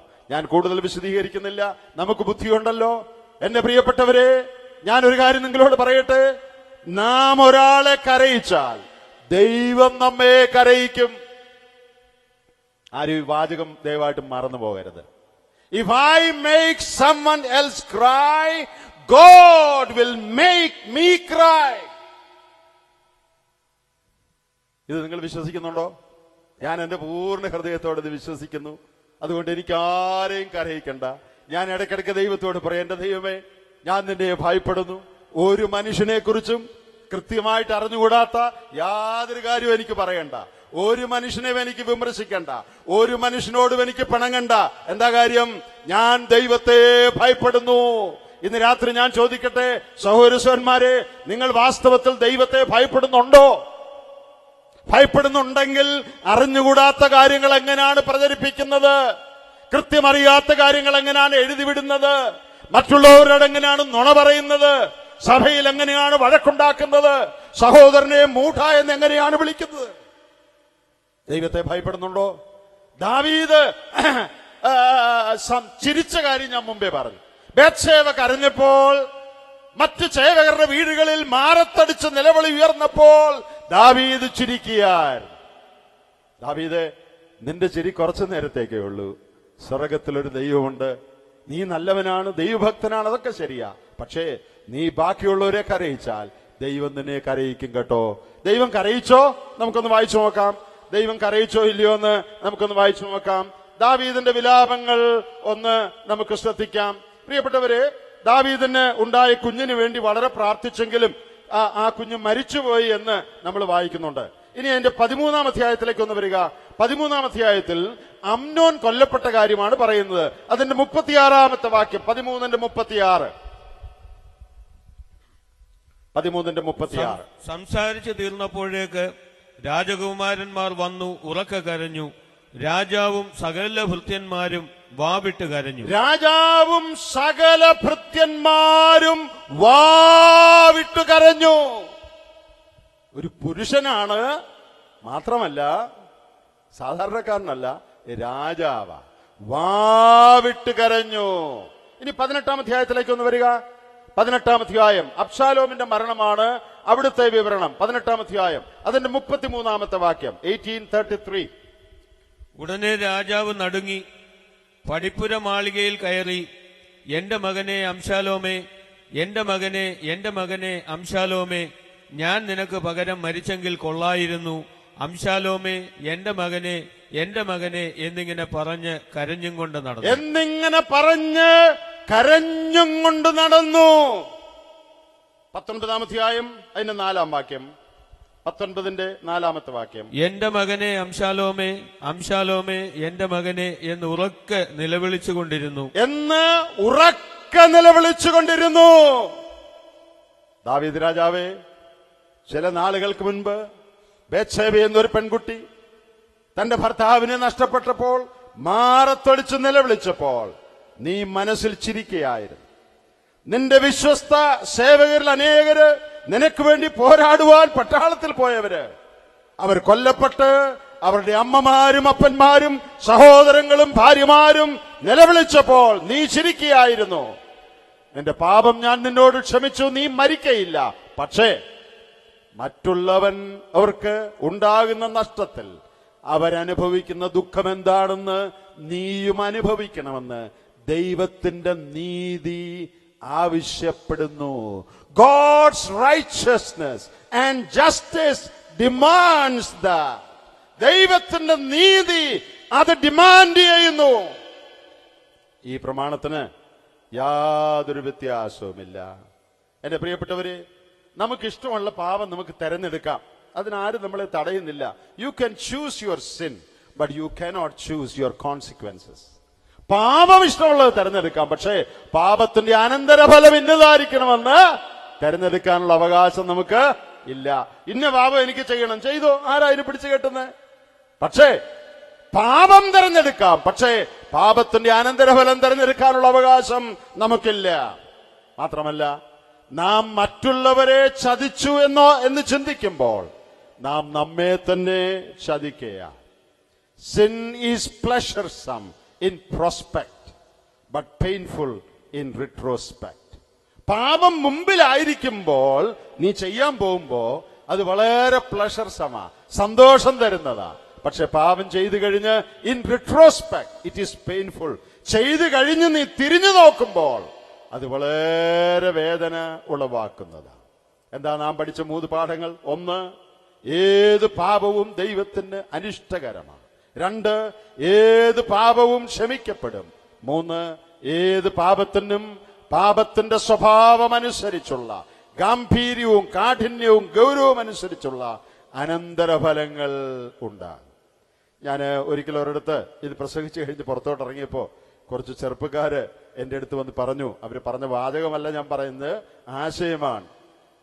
എന്റെ ചങ്ങാതി ചതിച്ചോ? ഇങ്ങനാണെങ്കിൽ ഞങ്ങളുടെയൊക്കെ കാര്യം എന്താകും? എന്തെല്ലാം കുരുത്തക്കേടാ കാണിച്ചു കൂട്ടിയിരിക്കുന്ന കഴിഞ്ഞ കാലങ്ങളിൽ. ഞാൻ അവരോട് പറഞ്ഞു, ആ തെറ്റുകളെ കുറിച്ച് നിങ്ങൾ ആഴമായി അനുഭവിച്ച് ദൈവത്തിങ്കിലേക്ക് തിരിഞ്ഞിട്ടുണ്ടെങ്കിൽ ദൈവം അത് ക്ഷമിച്ചിരിക്കുന്നു. അത് വിട്ട് ദൈവത്തിങ്കിലേക്ക് തിരിഞ്ഞ് ഇന്ന് നിങ്ങൾ ദൈവവഴികൾ നടക്കുന്നവരാണെങ്കിൽ അതിന്റെ ഫലങ്ങൾ വന്നെന്ന് വരാം. പക്ഷേ അത് സഹിക്കാനുള്ള കഴിവ് ദൈവം നിങ്ങൾക്ക് തരും. ഇന്ന് രാത്രി അത് പറഞ്ഞ് അവസാനിപ്പിക്കാൻ ഞാൻ ആഗ്രഹിക്കുകയാണ്. എന്റെ പ്രിയ സഹോദരന്മാരെ, പാപമെന്ന് പറയുന്നത് വളരെ കുഴപ്പം പിടിച്ചൊരു കാര്യമാണ്. പാപം എന്ന് പറയുന്നത് വ്യഭിചാരം ചെയ്യുന്നതും കള്ളു കുടിക്കുന്നതും മാത്രമല്ല. വേദപുസ്തകത്തിന്റെ ഭാഷയിൽ പാപമെന്ന് പറയുന്നതിൽ അനേക കാര്യങ്ങൾ ഉൾപ്പെട്ടിട്ടുണ്ട്. ദൈവത്തിന്റെ ഹിതവും ആലോചനയും അനുസരിക്കാതെ സ്വന്തം വഴികളിൽ പോകുന്നത് പാപമാണ്. കൂട്ടുകാരനെ നിന്ദിക്കുന്നത് പാപമാണ്. സഹോദരനെതിരെ കുപ്രചരണം നടത്തുന്നത് പാപമാണ്. നുണ പറയുന്നത് പാപമാണ്. അശുദ്ധമായ ചിന്തകൾ ഹൃദയത്തിൽ വെച്ചുകൊണ്ട് നടക്കുന്നത് പാപമാണ്. കുടുംബത്തിൽ വഴക്കുണ്ടാക്കുന്നത് പാപമാണ്. സഭയിൽ പിണക്കമുണ്ടാക്കുന്നത് പാപമാണ്. അരുതാത്ത വാക്കുകൾ പറയുന്നത് പാപമാണ്. ലിസ്റ്റ് തീരുന്നില്ല, അത് തുടരുകയാണ്. ഈ കാര്യങ്ങളൊക്കെ വളരെ ലാഘവത്തോടുകൂടെ എടുക്കുകയും സാരയില്ല, രക്ഷിക്കപ്പെട്ടു, കർത്താവ് ഏറ്റുപറഞ്ഞ കർത്താവ് ക്ഷമിച്ചോളും, സാരയില്ല, അത്യാവശ്യത്തിന് പാപം ചെയ്യാം എന്നൊക്കെ വിചാരിച്ചു നടക്കുന്ന ആളുകളുണ്ടോ എന്ന് പലരുടെ ജീവിതം കാണുമ്പോൾ സംശയം തോന്നുകയാണ്. ഇന്ന് രാത്രി ഞാൻ പറയട്ടെ, നടുങ്ങുവീൻ, പാപം ചെയ്യാതിരിപ്പീൻ. നിങ്ങളെയും നിങ്ങളുടെ തലമുറകളെയും പാപത്തിന്റെ അനന്തരഫലങ്ങൾ ബാധിക്കുമെന്നുള്ള ഭയാനകമായ സന്ദേശം ഇന്ന് രാത്രി ദൈവത്തിന്റെ ദാസൻ എന്ന നിലയ്ക്ക് ഞാൻ നിങ്ങളെ അറിയിക്കുന്നു. ദൈവത്തെ ഭയപ്പെടുക. അരുതാത്തൊരു വാക്കുപോലും പറയരുത്. അരുതാത്തൊരു കാര്യത്തിൽ പോലും ഇടപെടരുത്. സകലത്തെയും നിരീക്ഷിക്കുന്ന, സകലത്തെയും നോക്കിക്കൊണ്ടിരിക്കുന്ന നീതിമാനായ ഒരു ദൈവം സ്വർഗത്തിലുണ്ട്. അപ്പൊ ഇനി എന്താ വഴി? കഴിഞ്ഞ കാലത്ത് വളരെ തെറ്റുകൾ ചെയ്തു കൂട്ടിയിട്ടുണ്ട്. ഇന്ന് രാത്രി ഞാൻ ഇങ്ങനെ പറഞ്ഞ് അവസാനിപ്പിക്കട്ടെ. ആഴമായി നിങ്ങൾ അനുദപിച്ച് ദൈവത്തിങ്കിലേക്ക് തിരിയുമെങ്കിൽ ദൈവം അത് ക്ഷമിക്കുമെന്ന് മാത്രമല്ല, ശിഷ്ടായുസ് ദൈവവഴിയിൽ ഏറ്റവും നന്നായി നടക്കാനുള്ള കഴിവ് ദൈവം നിങ്ങൾക്ക് തരും. പ്രിയപ്പെട്ടവരെ, പാപത്തിന്റെ അനന്തരഫലങ്ങൾ വന്നെന്ന് വരാം. പാപത്തിന്റെ അനന്തരഫലമായി രോഗങ്ങൾ വന്നെന്ന് വരാം, ബലഹീനത വന്നെന്ന് വരാം, ബുദ്ധിമുട്ടുകൾ വന്നെന്ന് വരാം, മനപ്രയാസം വന്നെന്ന് വരാം. അതേ നിലയിലൊക്കെയാണ് വരുന്നതെന്ന് എനിക്ക് അറിഞ്ഞുകൂടാ. ദൈവമാണ് തീരുമാനിക്കുന്നത്. എന്നാൽ വാസ്തവമായി ദൈവത്തിങ്കിലേക്ക് തിരിഞ്ഞിട്ടുണ്ടെങ്കിൽ അത് സഹിക്കുവാനുള്ള കഴിവ് ദൈവം നിങ്ങൾക്ക് തരും. ദൈവത്തോട് അടുക്കുവാനുള്ള ഒരു മുഖാന്തരമായി ദൈവം അതിനെ തീർക്കും. ഒരിക്കലും നിരാശപ്പെട്ടു പോകേണ്ട ആവശ്യമില്ല. ആകട്ടെ, ദാവീദിന്റെ തന്നെ ജീവിതം നോക്കുക. ദാവീദിന്റെ ജീവിതം നോക്കുക. ഇതെല്ലാം സംഭവിച്ചെങ്കിലും ദൈവത്തിന്റെ ഹൃദയപ്രകാരമുള്ള മനുഷ്യൻ എന്നുള്ള പേര് ദാവീദ് സമ്പാദിച്ചില്ലേ? ദൈവത്തെ പ്രസാദിപ്പിച്ച് ജീവിച്ചില്ലേ? പ്രിയപ്പെട്ടവരെ, ശിഷ്ടായുസ് ദൈവത്തിന്റെ കൃപ അനുഭവിച്ച് ജീവിക്കുവാൻ അവന് സാധിച്ചു. ഇന്ന് രാത്രി നാം ഈ യോഗത്തിൽ നിന്ന് പോകുമ്പോൾ, അല്ല, ഈ നിമിഷത്തിൽ തന്നെ നമ്മുടെ ജീവിതത്തിൽ വന്നുപോയി കുറവുകളെ ഓർത്ത് അനുദപിക്കാം. അറിഞ്ഞോ അറിയാതെയോ മനഃപൂർവമായോ അല്ലാതെയോ നമ്മുടെ വാക്കിലും നോട്ടത്തിലും ചിന്തയിലും മറ്റുള്ളവരോടുള്ള ബന്ധത്തിൽ അല്ലെങ്കിൽ ഏതെങ്കിലും മേഖലകളിൽ വന്നുപോയിട്ടുള്ള കുറവുകൾ തലയ്ക്ക് കൈവച്ച്, എന്റെ ദൈവമേ, ഞാൻ അനുദപിക്കുന്നു, ഞാൻ നിങ്ങളിലേക്ക് തിരിയുന്നു, ഞാൻ ഏറ്റുപറയുന്നു, എന്നോട് ക്ഷമിക്കണമേ എന്ന് ദൈവത്തോട് പറയാം. അവൻ നമ്മോട് ക്ഷമിക്കും. ശിഷ്ടായുസ് ഏറ്റവും ഭയത്തോടും ഭക്തിയോടും സൂക്ഷ്മതയോടും കൂടെ നമുക്ക് നടക്കാം. അങ്ങനെ നടക്കുമെങ്കിൽ കഴിഞ്ഞ കാലത്തെ പാപത്തിന്റെ അനന്തരഫലങ്ങൾ ജീവിതത്തിൽ വന്നാലും അത് സഹിക്കാനുള്ള കഴിവ് ദൈവം നിങ്ങൾക്ക് തരും. അത് വഹിക്കാനുള്ള കഴിവ് ദൈവം നിങ്ങൾക്ക് തരും. വലിയ സന്തോഷവും വലിയ സമാധാനവും നിങ്ങളുടെ അവകാശമായി തുടർന്നുമിരിക്കും. ബുദ്ധിമുട്ട് വന്നെന്ന് വരാം, എന്നാൽ ആ ബുദ്ധിമുട്ട് ദൈവത്തോട് അടുക്കാനുള്ള മുഖാന്തരമായി തീരും. ഇന്ന് രാത്രി ഈ 3 സത്യങ്ങൾ പഠിച്ച് വരും ദിവസങ്ങളിൽ അത് പാലിക്കുന്നവരായി നമുക്ക് ജീവിക്കാം. ദൈവത്തിന്റെ ആത്മാവ് നമ്മെ സഹായിക്കുമാറാകട്ടെ.